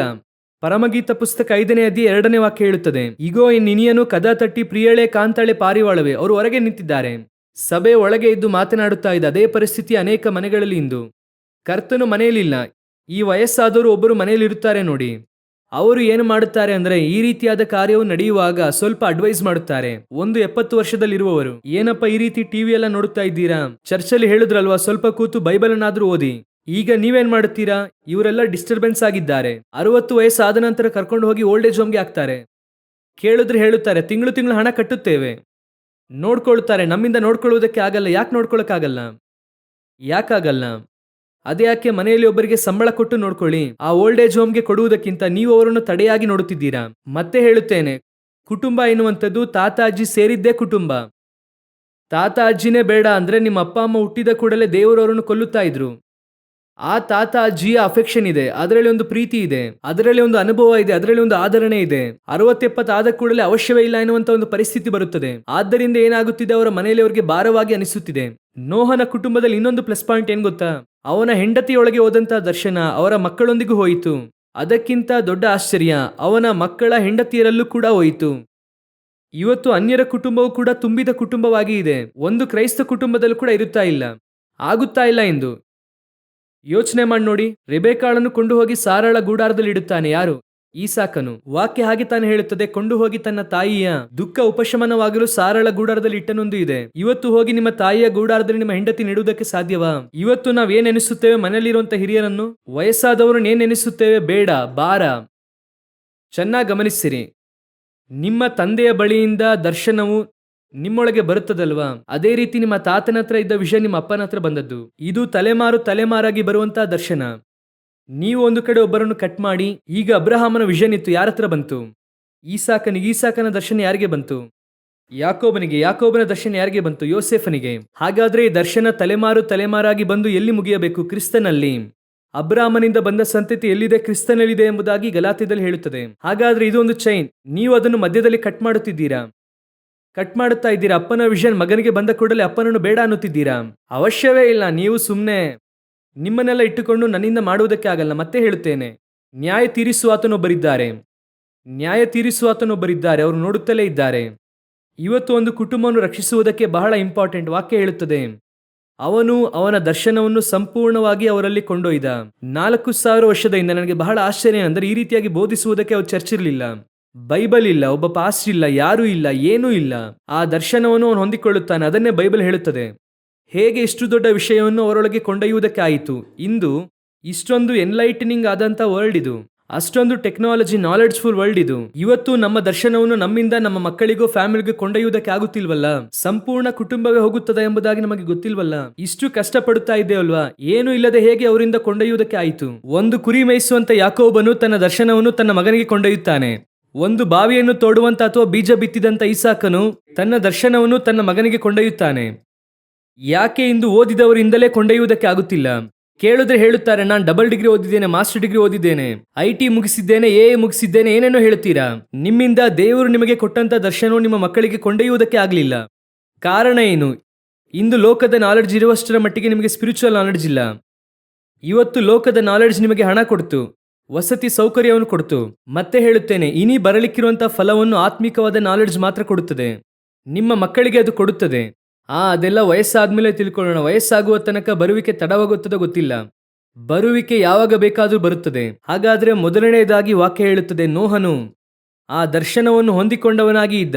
ಎರಡನೆಯದಾಗಿ ತನ್ನ ಕುಟುಂಬವನ್ನು ರಕ್ಷಿಸುವುದಕ್ಕೋಸ್ಕರವಾಗಿ ಒಂದು ನಾವೆಯನ್ನು ಕಟ್ಟಿದನು. ಆದ್ದರಿಂದಲೇ ಸತ್ಯವೇದವು ಹೇಳುತ್ತದೆ, ಕರ್ತನಾದ ಯೇಸು ಕ್ರಿಸ್ತನನ್ನು ನಂಬು, ಆಗ ನೀನು ನಿನ್ನ ಕುಟುಂಬದವರು ರಕ್ಷಿಸಲ್ಪಡುತ್ತೀರಾ. Family is very important. ಅದೇ ವಿಷನ್, ಅದನ್ನು ಕೊಂಡೊಯ್ಯುವಂಥದ್ದೇ ಬಹಳ ಮುಖ್ಯ. ಕಡೆಯದಾಗಿ ಆ ವಾಕ್ಯವನ್ನು ಓದಿ ಮುಗಿಸೋಣ. ಇಬ್ರಿಯರಿಗೆ 11:7 ಓದಿರಿ. ನಂಬಿಕೆಯಿಂದಲೇ ನೋಹನು ಅದುವರೆಗೂ ಕಾಣದಿದ್ದ ಸಂಗತಿಗಳ ವಿಷಯವಾಗಿ ದೈವೋಕ್ತಿಯನ್ನು ಹೊಂದಿ ಭಯಭಕ್ತಿಯುಳ್ಳವನಾಗಿ ತನ್ನ ಮನೆಯವರ ಸಂರಕ್ಷಣೆಗೋಸ್ಕರ ನಾವೆಯನ್ನು ಕಟ್ಟಿ ಸಿದ್ಧ ಮಾಡಿದನು. ಅದರಿಂದ ಅವನು ಲೋಕದವರನ್ನು ದಂಡನೆಗೆ ಪಾತ್ರರೆಂದು ನಿರ್ಣಯಿಸಿಕೊಂಡು ನಂಬಿಕೆಯ ಫಲವಾದ ನೀತಿಗೆ ಬಾಧ್ಯನಾದನು. ಮುಂದೆ ಬರಬೇಕಾಗಿರುವಂಥ ಆಶೀರ್ವಾದಕ್ಕೆ ನೀವು ಬಾಧ್ಯರಾಗಿ ಮಾರ್ಪಡಬೇಕು ಅಂದರೆ ಇಷ್ಟು ಕಾರ್ಯಗಳನ್ನು ಮಾಡಿದರೆ ಮಾತ್ರವೇ ಸಾಧ್ಯ. ಎಲ್ಲರಿಗೂ ಆಸೆ ಇದೆ. ಪರಲೋಕಕ್ಕೆ ಹೋಗಬೇಕೆನ್ನುವ ಆಸೆ ಇದೆ. ದೇವರಿಂದ ಆಶೀರ್ವಾದ ಬಾಧ್ಯರಾಗಿ ಪಡೆಯಬೇಕೆಂದು ಆಸೆ ಇದೆ. ಅವರು ಬರುವಾಗ ಕ್ರಿಯೆಗೆ ತಕ್ಕ ಫಲವನ್ನು ಕೊಡುತ್ತಾರೆ ಎಂದು ಇದೆ. ಎಲ್ಲ ಇದೆ. ಆದರೆ ಅದನ್ನು ಹೊಂದಬೇಕು ಅಂದರೆ ಇದನ್ನೆಲ್ಲ ಮಾಡದೇ ಆಗುವುದಿಲ್ಲ. ಇದನ್ನು ಮಾಡಿದ ನಂತರವಾಗಿ ವಾಕ್ಯವು ಹೇಳುತ್ತದೆ, ಆತನು ನಂಬಿಕೆಯ ಫಲವಾದ ನೀತಿಗೆ ಬಾಧ್ಯನಾದನು. ಅವನು ಅದನ್ನು ಇನ್ಹೆರಿಟೆನ್ಸ್, ಅದನ್ನು ಅವನು ಬಾಧ್ಯನಾಗಿ ಪಡೆದುಕೊಂಡ. ಹೇಗೆ ಈ ಆಶೀರ್ವಾದದಲ್ಲಿ ಬಂದರು? ಇಷ್ಟು ಕಾರ್ಯಗಳನ್ನು ಮಾಡಬೇಕಾಗಿದೆ. ಇವತ್ತು ಇರುವಂತಹ ಮುಖ್ಯವಾದ ವಂಚನೆಯ ಉಪದೇಶಗಳಲ್ಲಿ ಒಂದು ಏನೆಂದರೆ, ಕ್ರಿಯೆಯೇ ಇಲ್ಲದೆ ಆಶೀರ್ವಾದ ಪಡೆಯುವುದು. ನಾನು ಏನನ್ನು ಮಾಡುವುದಿಲ್ಲ, ಆದರೆ ದೇವರು ನನಗೇನು ಮಾಡುತ್ತಾರೆ? ಆಶೀರ್ವದಿಸುತ್ತಾರೆ. ಇಲ್ಲವೇ ಇಲ್ಲ ರೀ, ಆ ರೀತಿಯಾಗಿ ಒಂದು ಇಲ್ಲ. ರಕ್ಷಣೆಯು ಕೂಡ ನಮಗೆ ಕೃಪೆಯಿಂದ ಸಿಕ್ಕಿದೆ, ಅವರ ಕ್ರಿಯೆಯಿಂದ ಸಿಕ್ಕಿದೆ. ಅವರು ಶಿಲುಬೆ ಹೊರಬೇಕಾಗಿತ್ತು, ಅವರು ಮರಣ ಹೊಂದಬೇಕಾಗಿತ್ತು, ಅವರು ಪಾಡನುಭವಿಸಬೇಕಾಗಿತ್ತು. ಅದರಿಂದ ನಾನು ರಕ್ಷಣೆ ಹೊಂದೆ. ಕ್ರಿಯೆ ಇಲ್ಲದೆ ಇರುವ ನಂಬಿಕೆ. ಇವತ್ತು ನಿಮಗೆ ಕಡೆಯ ಕಾಲದಲ್ಲಿ ಏನಾಗಿದೆ? ನೀವು ದಶಮಭಾಗ ಕಾಣಿಕೆ ಬಂದು ಕೊಡಿ, ನಿನ್ಪಾಡಿಗೆ ನೀನು ಕೆಲಸ ಮಾಡು, ಪರಲೋಕ ನಿನಗೆ ತಾನಾಗಿ ಸಿಗುತ್ತದೆ. ಸಿಗುವುದೇ ಇಲ್ಲ. ಆ ರೀತಿಯಾಗಿ ಬೈಬಲ್ನಲ್ಲಿ ಇಲ್ಲವೇ ಇಲ್ಲ. ಆ ರೀತಿ ಇಲ್ಲವೇ ಇಲ್ಲ. ನಂಬಿಕೆಯಿಂದ ಉಂಟಾಗುವ ನೀತಿಯನ್ನು ಬಾಧ್ಯವಾಗಿ ಪಡೆಯಬೇಕಂದ್ರೆ ಇಷ್ಟು ಕಾರ್ಯಗಳನ್ನು ಮಾಡಬೇಕಾಗಿದೆ. ಭಯಭಕ್ತಿಯುಳ್ಳವರಾಗಬೇಕಾಗಿದೆ. ಅದುವರೆಗೂ ಕಾಣದಿದ್ದ ವಿಷಯದಲ್ಲಿ ದೈವೋಕ್ತಿಯನ್ನು ಹೊಂದಬೇಕಾಗಿದೆ. ನಾವೇನು ಸಿದ್ಧ ಮಾಡಬೇಕಾಗಿದೆ. ಇಷ್ಟು ಕೆಲಸ ನೀವು ಮಾಡಿದ್ರೆ ಮಾತ್ರವೇ ನೀವು ಬಾಧ್ಯರಾಗಿ ಮಾರ್ಪಡುವುದಕ್ಕೆ ಸಾಧ್ಯ. ಇವತ್ತು ಒಂದು ಗುಂಪು ಹೇಳುತ್ತಾ ಇದೆ, ನೀವು ಹೇಗಾದ್ರೂ ಇರ್ರಿ, ಜಾಲಿಯಾಗಿ ಇರ್ರಿ. ಇದೇ ಕಡೆಯ ಕಾಲದ ಸೈತಾನನ ಕಡೆಯದಾಗಿ ತಾಕುವುದಕ್ಕೆ ಸೈತಾನನ ಉಪಯೋಗಿಸುತ್ತಿರುವಂತಹ ನೂತನವಾದ ಆಯುಧ. ಜಾಲಿಯಾಗಿ ಇರು, ಚರ್ಚಿಗೆ ಬಂದು ಹೋಗು, ಚರ್ಚಿನ ವಿಧಾನವನ್ನು ಮಾತ್ರ ಬಂದು ಮಾಡು, ಕರೆಕ್ಟ್ ಟೈಮ್ಗೆ ಬಾ, ದಶಮಭಾಗ ಕಾಣಿಕೆ ಕೊಡು, ಚರ್ಚಲ್ಲಿ ಏನಾದ್ರೂ ಪ್ರೋಗ್ರಾಮ್ ಮಾಡಿದ್ರೆ ಅಟೆಂಡ್ ಮಾಡು, ನಿನ್ಪಾಡಿಗೆ ಇರು. ಕರ್ತನು ನಿನ್ನನ್ನು ಪರಲೋಕಕ್ಕೆ ಕೊಂಡೊಯ್ಯುತ್ತಾರೆ. ಇಲ್ಲ ರೀ, ಏಮರಿಸುತ್ತಿದ್ದಾರೆ ನಿಮ್ಮನ್ನು. ಆ ರೀತಿ ಇಲ್ಲ. ಇಂದು ಬೈಬಲ್ ಅನ್ನು ಆನ್ಲೈನ್ ಎನ್ನುವಂತ ಹೆಸರಿನಲ್ಲಿ ಸೈತಾನನು ಯಾರನ್ನು ನುಂಗಲಿ ಎಂಬುದಾಗಿ ತಿರುಗಾಡುತ್ತಾ ಇದ್ದಾನೆ. ಈ ಉಪದೇಶ ಕೇಳುವುದಕ್ಕೆ ಚೆನ್ನಾಗಿರುತ್ತದೆ. ಯಾಕೆ ಗೊತ್ತಾ? ನೀವೀಗ ಅದನ್ನು ಮಾಡುತ್ತಲೇ ಇದ್ದೀರಾ. ಅದು ನಿಮ್ಮನ್ನು ಸ್ಯಾಟಿಸ್ಫ್ಯಾಕ್ಷನ್ಗೆ ತರುತ್ತದೆ. ನಾವು ಆಲ್ರೆಡಿ ಚರ್ಚ್ಗೆ ಹೋಗ್ತಿದ್ದೇವಲ್ಲ, ನಾವೇ ದಶಮಭಾಗ ಕಾಣಿಕೆ ಕೊಡುತ್ತಿದ್ದೇವಲ್ಲ, ಹಾಗಾದರೆ ನಾವು ಕರೆಕ್ಟ್ ಆಗಿ ಇದ್ದೇವಲ್ಲ ಎನ್ನುವಂತ ಒಂದು ಮಾಯೆಗೆ ಕೊಂಡೊಯ್ಯುತ್ತದೆ. ಇಲ್ಲ, ಪವಿತ್ರನು ತನ್ನನ್ನು ಇನ್ನೂ ಪವಿತ್ರ ಮಾಡಿಕೊಳ್ಳಲಿ, ನೀತಿವಂತನು ತನ್ನನ್ನು ಇನ್ನೂ ನೀತಿವಂತನಾಗಿ ಮಾಡಿಕೊಳ್ಳಲಿ. ಆಗಲೇ ನೀವು ಪ್ರಭಾವದಿಂದ ಅಧಿಕ ಪ್ರಭಾವಕ್ಕೆ ಹೋಗಿ ಚಿಯೋನ್ನಲ್ಲಿ ಕಾಣುವುದಕ್ಕೆ ಸಾಧ್ಯ. ಇವತ್ತು ಕಡೆಯ ಕಾಲದಲ್ಲಿ ಚರ್ಚು ಈಸಿ ಗೋ ಆಗಿ ಮಾರ್ಪಟ್ಟಿದೆ. ಏನು ಹೇಳುತ್ತಾರೆ ಅಂದ್ರೆ, ಈ ಕಾಲದಲ್ಲಿ ಚರ್ಚು ಹೀಗೆ ಇರುತ್ತದೆ. ಇಲ್ಲವೇ ಇಲ್ಲ. ಎಲ್ಲಾ ಕಾಲದಲ್ಲೂ ಚರ್ಚು ಒಂದೇ ರೀತಿ ಇರುತ್ತದೆ. ಯಾಕಂದ್ರೆ ಅದು ಮೊದಲಗಿತ್ತಿ ಅವರ ವಾಕ್ಯದಿಂದ ರೂಪಿಸಲ್ಪಟ್ಟಿದೆ. ಎಲ್ಲಾ ಕಾಲದಲ್ಲೂ ಸಭೆಗೆ ಒಂದೇ ಉಪದೇಶನೇ. 2025ಗಾಗಿ ದೇವರು ಮಾಡಿಫೈ ಮಾಡೆಲ್ಲ ಕೊಟ್ಟಿಲ್ಲ. ಕಡೆಯ ಕಾಲ, ಪಾಪ ಬಹಳ ಹೆಚ್ಚಾಗಿದೆ, ಸ್ವಲ್ಪ ಈಸಿಯಾಗಿ ಬಿಡಪ್ಪ, ಇಲ್ಲವೇ ಇಲ್ಲ. ಎಲ್ಲಾ ಕಾಲದಲ್ಲೂ ಕೂಡ ತಕ್ಕ ಉಪದೇಶವನ್ನು 2000 ವರ್ಷದಿಂದ ದೇವರು ಕೊಡುತ್ತಲೇ ಇದ್ದಾರೆ. ಹೇಗಿದ್ದರೂ ಕೂಡ ಪರಲೋಕಕ್ಕೆ ಹೋಗಬಹುದೆಂಬುದಾಗಿ ಬೈಬಲ್ ಹೇಳೇ ಇಲ್ಲ. ಹೀಗೆ ಇದ್ದರೆ ಮಾತ್ರ ಹೋಗುವುದಕ್ಕೆ ಸಾಧ್ಯ ಎಂಬುದಾಗಿ ಸತ್ಯವೇದ ಹೇಳುತ್ತದೆ. ಹಾಗಾದ್ರೆ ಅದಕ್ಕಾಗಿರುವಂತಹ ಕ್ರಿಯೆಗಳನ್ನು ನೀವು ಮಾಡಲೇಬೇಕು, ಸಿದ್ಧವಾಗಬೇಕು. ಒಂದೊಂದು ದಿನವೂ ಈ 3 ಕಾರ್ಯಗಳನ್ನು ಖಂಡಿತವಾಗಿ ಮಾಡಬೇಕು. ನಾನು ಹೇಳಿ ಮುಗಿಸುತ್ತೇನೆ. ಮೊದಲನೆಯದಾಗಿ, ಮುಂದೆ ಬರಲಿಕ್ಕಿರುವಂತಹ ಕಾರ್ಯಗಳ ಕುರಿತಾಗಿ ದರ್ಶನ ಇರಬೇಕು. ನಂಬಿಕೆಯಿಂದ ಅವನು ದೇವರಿಂದ ದೈವೋಕ್ತಿಯನ್ನು ಹೊಂದಿ ಇವತ್ತಿನಿಂದ ಬರಲಿಕ್ಕಿರುವಂತಹ ಬಹಳ ಮುಖ್ಯವಾದಂತಹ ನಿಮಗೆ ಸಂಬಂಧಪಟ್ಟ ಆಶೀರ್ವಾದ, ಅಳಿದು ಹೋಗುವಂತ ಇದು ಅಳಿಯದೇ ಇರುವಂತದನ್ನು ಧರಿಸಿಕೊಳ್ಳುತ್ತದೆ. ಅದನ್ನು ಮರಣಕ್ಕೆ ತಕ್ಕ ವಾಕ್ಯವಾಗಿ ನೀವು ಮಾರ್ಪಡಿಸಿದ್ದೀರಾ. ಅದ್ಭುತವಾದ ವಾಕ್ಯ ಅದು. ಎತ್ತಲ್ಪಡುವಾಗ ವಾಕ್ಯ ಹೇಳುತ್ತದೆ ಅಳಿದು ಹೋಗುವಂತ ಇದು. ಅವರು 1 ಕೊರಿಂಥ 15ರಲ್ಲಿ ಅದನ್ನು ಬರೆಯುತ್ತಾರೆ. ಬರೆಯುವಾಗ ದೇವರ ಬರುವಿಕೆಯ ಕುರಿತಾಗಿ ಹೇಳುತ್ತಾರೆ. ಇಗೋ, ನಾನು ನಿಮಗೆ ಒಂದು ರಹಸ್ಯ ಹೇಳುತ್ತೇನೆ, ನಾವೆಲ್ಲರೂ ನಿದ್ರೆ ಹೊಂದುವುದಿಲ್ಲ. ಹಾಗೆ ತಾನೇ ಇದೆ, ಕ್ರಿಸ್ತನಲ್ಲಿ ಸತ್ತವರು ಮೊದಲನೆಯದಾಗಿ ಎದ್ದು ಬರುವರು. ಅಳಿದು ಹೋಗುವ ಇದು ಅಳಿಯದೇ ಇರುವಂತದನ್ನು, ಸಾವಿಗೀಡಾಗುವ ಇದು ಸಾಯದೇ ಇರುವಂತದನ್ನು ಅವರು ಬರೆಯುವುದು ಮಹಿಮೆಯ ಶರೀರದ ಕುರಿತು. ಆ ವಿಷನ್ ಬೇಕು. ಯಾವಾಗ ಬಂದರೂ ದೇವರು ಅದ್ಭುತವಾದ ಆಶೀರ್ವಾದವನ್ನು ಇಟ್ಟಿದ್ದಾರೆ. ಎರಡನೆಯದಾಗಿ, ಅದು ನನಗೆ ಮಾತ್ರವಲ್ಲ, ನನ್ನ ಕುಟುಂಬಕ್ಕೂ ಕೂಡ ಸೇರಿ. ಆದ್ದರಿಂದಲೇ ದೇವರು ನಿಮಗೆ ಕುಟುಂಬ ಕೊಟ್ಟಿದ್ದಾರೆ. ಇಲ್ಲ ಅಂದ್ರೆ ದೇವರು ಕುಟುಂಬ ಕೊಡ್ತಿರ್ಲಿಲ್ಲ. ನಿಮ್ಮನ್ನು ನಂಬಿ ದೇವರು ಒಂದೇ ಒಂದು ಕುಟುಂಬವನ್ನು ಮಾತ್ರ ಕೊಟ್ಟಿದ್ದಾರೆ. ಆ ಕಾಲದಲ್ಲಿ ಕುಟುಂಬ ಅಂದ್ರೆ ಕುಟುಂಬದಲ್ಲಿ 10 ಮಕ್ಕಳು 8 ಮಕ್ಕಳು ಇರ್ತಿದ್ರು. ಈಗ ಒಂದು ಜಾಸ್ತಿ ಅಂದ್ರೂ 2 ಅಥವಾ ರೇರ್ ಆಗಿ ಯಾರಿಗಾದ್ರೂ ಒಬ್ರು 3 ಮಕ್ಕಳಿರುತ್ತಾರೆ. ಅದನ್ನು ದಾಟಿ ಯಾರಿಗೂ ಇರುವುದಿಲ್ಲ. ಒಟ್ಟಾಗಿ 5 ಜನ ಇರುತ್ತೀರಾ ಮನೆಯಲ್ಲಿ, ಅಥವಾ ಅಪ್ಪ ಅಮ್ಮ ಸೇರಿದ್ರೆ 7 ಜನ ಇರುತ್ತೀರಾ. ಈ 7 ಜನ ಅವರು 8 ಜನರಾಗಿ ನಾವೆಯೊಳಗೆ ಹೋಗುತ್ತಾರೆ. ಈ 7 ಜನ ನಾವೆಯೊಳಗೆ ಹೋಗುವಂಥದ್ದು ಬಹಳ ಮುಖ್ಯ. ಒಂದೊಂದು ದಿನವೂ ಕೂಡ ಸಿದ್ಧರಾಗಿರಿ. ಈ ದರ್ಶನದೊಂದಿಗೆ ಓಡಿರಿ, ಕಾದಿರ್ರಿ. ಕ್ರಿಸ್ತನು ಬರುವಾಗ ಆತನನ್ನು ಸಂಧಿಸುವಂತ ಗುಂಪಿನಲ್ಲಿ ನೀವು ನಾನು ಇರಬೇಕು. ನಾನು ಒಂದೇ ಒಂದು ವಿಷಯವನ್ನು ಹೇಳಿ ಮುಗಿಸುತ್ತೇನೆ. ಸಭೆಯೊಳಗೆ ಬರದೆ ಒಬ್ಬ ನರಕಕ್ಕೆ ಹೋಗುತ್ತಾನೆ ಅಂದರೆ ಅದು ಅವನ ಪಾಡು, ಯಾಕಂದ್ರೆ ಅವನಿಗೆ ಗೊತ್ತಿಲ್ಲ. ಆದರೆ ಚರ್ಚ್ನೊಳಗೆ ಬಂದು ಒಬ್ಬ ನರಕಕ್ಕೆ ಹೋಗುತ್ತಾನೆ ಅಂದ್ರೆ ಅದೇ ಇರುವುದರಲ್ಲಿ ಬಹಳ ಘೋರ. ಕಾರಣ ಇವನಿಗೆ ಸತ್ಯ ಗೊತ್ತು. ಅದು ಆತ್ಮಿಕವಾದ ಸಭೆಗೆ ಬಂದು ಕೈ ಬಿಡಲ್ಪಡುವುದೆನ್ನುವಂಥದ್ದು ಬಹಳ ಘೋರವಾದ ವಿಷಯ. ಕರ್ತನು ನಮಗೆ ಆ ಅವಕಾಶವನ್ನು ಓಪನ್ ಮಾಡಿ ಇಟ್ಟಿದ್ದಾರೆ. ನೀವು ಬಯಸುವ ಹಾಗೆ ಓಪನ್ ಮಾಡಿದ್ದಾರೆ. ನಿಮಗೂ ನನಗೂ ಆ ರೀತಿಯಾಗಿಲ್ಲ. ದೇವರು ಚೆನ್ನಾಗಿರುವ ಎಸಿ ಹಾಲನ್ನು ಕೊಟ್ಟು ನೀನು ಪರಲೋಕಕ್ಕೆ ಬಂದರೆ ಸಾಕು ಎಂದು ನೆನೆಸುತ್ತಿದ್ದಾರೆ. ನೀವು ಹೇಳುತ್ತೀರಲ್ವ, ನಿಮ್ಮ ಮಕ್ಕಳನ್ನು ನೋಡಿ, ಊಟಕ್ಕೂ ಗತಿ ಇಲ್ಲದೆ ಇರುವವರೆಲ್ಲ ಪಾಸ್ ಮಾಡುತ್ತಿದ್ದಾರೆ, ನಿನಗೆ ಚೆನ್ನಾಗಿ ತಾನೇ ಊಟ ಹಾಕಿದೆ, ಯಾಕೆ ಮಾರ್ಕ್ಸ್ ಕಮ್ಮಿ ಅಂತ ಕೇಳುತ್ತೀರಲ್ವಾ? ಅದೇ ಪ್ರಶ್ನೆ ದೇವರು ನಿಮ್ಮನ್ನು ನೋಡಿ ಕೇಳುತ್ತಾರೆ. ಊಟಕ್ಕೂ ಕೂಡ ಗತಿ ಇಲ್ಲದೆ ಇರುವಂತ ಎಷ್ಟೋ ದೇಶದಲ್ಲಿರುವಂತ ಜನರು ನಂಬಿಕೆಯಿಂದ ದೇವರಿಗೋಸ್ಕರ ಎದುರು ನೋಡುತ್ತಿದ್ದಾರೆ. ನಿಮಗೆ ದೇವರು ಎಲ್ಲ ಆಶೀರ್ವಾದವನ್ನು ಕೊಟ್ಟಿದ್ದಾರೆ. ನಮ್ಮ ಸಭೆಯಲ್ಲಿ ಇನ್ನು ಮುಂದೆ ಕೈ ಬಿಡಲ್ಪಟ್ಟವರೆಂಬುದಾಗಿ ಒಬ್ಬರು ಕೂಡ ಇರಲೇಬಾರದು. ನಾನು ಯಾವಾಗಲೂ ಕೂಡ ಸಭೆಗೆ ಅದನ್ನು ಬಯಸುತ್ತೇನೆ. ಯಾಕಂದ್ರೆ ಕೈ ಬಿಡಲ್ಪಡುವವರು ಆಚೆ ಇರಲಿ, ಆದರೆ ಚರ್ಚ್ನೊಳಗೆ ಒಬ್ಬ ಕಾಲು ಇಟ್ಟ ಅಂದ್ರೆ ಅವನ ಕಾಲು ನರಕದೊಳಗೆ ಇಡಲೇಬಾರದು. Church is the last destination for heaven. Hallelujah. Yesu ಸ್ಪಷ್ಟವಾಗಿ ಹೇಳುತ್ತಾರೆ, ನನಗೋಸ್ಕರ ಅಳಬೇಡಿರಿ, ನಿಮಗೋಸ್ಕರ ನಿಮ್ಮ ಮಕ್ಕಳಿಗೋಸ್ಕರವಾಗಿ ಅಳಿರಿ. ನಾವೆಲ್ಲ ನಮ್ಮ ಫ್ಯಾಮಿಲಿಗಾಗಿ. ಒಂದು ವೇಳೆ ನಿಮ್ಮ ಕುಟುಂಬದಲ್ಲಿ ನಿಮ್ಮ ಗಂಡನೋ ಹೆಂಡತಿಯೋ ಮಕ್ಕಳು ರಕ್ಷಣೆ ಹೊಂದದೇ ಇರುವುದಾದರೆ ಈಗ ಅವರನ್ನು ನೆನೆಸಿ. ಒಂದು ವೇಳೆ ನೀವು ಅವರನ್ನು ಕರೆತಂದಿರುವುದಾದರೆ ಅವರಿಗೋಸ್ಕರ. ಒಂದು ವೇಳೆ ಕರೆಕೊಂಡು ಬಂದಿಲ್ಲ ಅಂದರೆ ಅವರನ್ನು ನೆನೆಸಿ. ಮೊದಲನೆಯದಾಗಿ ಅವರಿಗೋಸ್ಕರ ಪ್ರಾರ್ಥಿಸಿರಿ. ನೋಡೋಣ, ನಿಮ್ಮಲ್ಲಿರುವಂಥ ವಿಷನ್ ನನ್ನ ಕುಟುಂಬದಲ್ಲಿ ಬರಬೇಕು. ನಾನು ನನ್ನ ಮನೆಯವರು ಯೆಹೋವನನ್ನೇ ಸೇವಿಸುವೆವು. ಕ್ರಿಸ್ತನು ಬರುವಾಗ ನಮ್ಮ ಇಡೀ ಕುಟುಂಬವು ನಿಮ್ಮನ್ನು ಸಂಧಿಸಲ್ಪಡುವಂತಹ ಸ್ಥಿತಿಯಲ್ಲಿ ಕಾಣಲ್ಪಡಬೇಕು. ಅಂತಹ ಒಂದು ಆಸೆ, ಅಂತಹ ಒಂದು ಬಯಕೆ. ನಿಮಗೆ 2 ಮಕ್ಕಳಿದ್ದರೆ 2 ಕೂಡ ಚೆನ್ನಾಗಿರಬೇಕೆಂದು ಬಯಸುತ್ತೀರಾ? ಕುಟುಂಬದಲ್ಲಿ ಎಲ್ಲರೂ ಚೆನ್ನಾಗಿರಬೇಕೆಂದು ಬಯಸುತ್ತೀರಾ? ಒಬ್ಬರು ಬಲಹೀನರಾದರೂ ಕೂಡ ದುಃಖ ಪಡುತ್ತೀರಾ? ಅದೇ ರೀತಿ ಕ್ರಿಸ್ತನು ನೆನೆಸುತ್ತಾರೆ, ನನ್ನ ಸಭೆಗಳು ಸಂಪೂರ್ಣವಾಗಿ ಪರಲೋಕಕ್ಕೆ ಬರಬೇಕು. ಒಂದು ಕೂಡ ವ್ಯಾಧಿಯುಳ್ಳ ಸಭೆಯಾಗಿರಬಾರದು, ಒಂದು ಕೂಡ ಕೈಬಿಡಲ್ಪಟ್ಟ ಸಭೆಯಾಗಿರಬಾರದು. ಒಪ್ಪಿಸಿಕೊಡೋಣವ? ಒಂದೇ ಒಂದು ಕಾರ್ಯ, ಕ್ರಿಸ್ತನ ದರ್ಶನ ನಿಮ್ಮಲ್ಲೂ ನಿಮ್ಮ ಕುಟುಂಬದಲ್ಲೂ ಬರಬೇಕು. ಈ ಒಂದು ಕಾರ್ಯಕ್ಕಾಗಿ ನಾವು ಪ್ರಾರ್ಥಿಸೋಣ. ಹಾಗೆ ಬಯಸುವಂತವರು ಮಾತ್ರ ನಿಮ್ಮ ಕರಗಳನ್ನು ಮೇಲೆತ್ತಿ ದೇವರಿಗೆ, ದೇವರೇ, ನಿಮ್ಮ ಆ ಒಂದು ದರ್ಶನ, ಆ ಒಂದು ಭಾರ, ಆ ವಿಷನ್ ನನ್ನಲ್ಲೂ ನನ್ನ ಕುಟುಂಬದಲ್ಲೂ ಬರಲಿ ದೇವರೇ. ನಾವು ಇಡೀ ಕುಟುಂಬ ನಿಮಗೋಸ್ಕರವಾಗಿ ಸಿದ್ಧವಾಗಿರುವುದಕ್ಕೆ ಸಹಾಯ ಮಾಡಪ್ಪ. ಒಪ್ಪಿಸಿಕೊಳ್ಳೋಣ ಕುಟುಂಬವನ್ನು.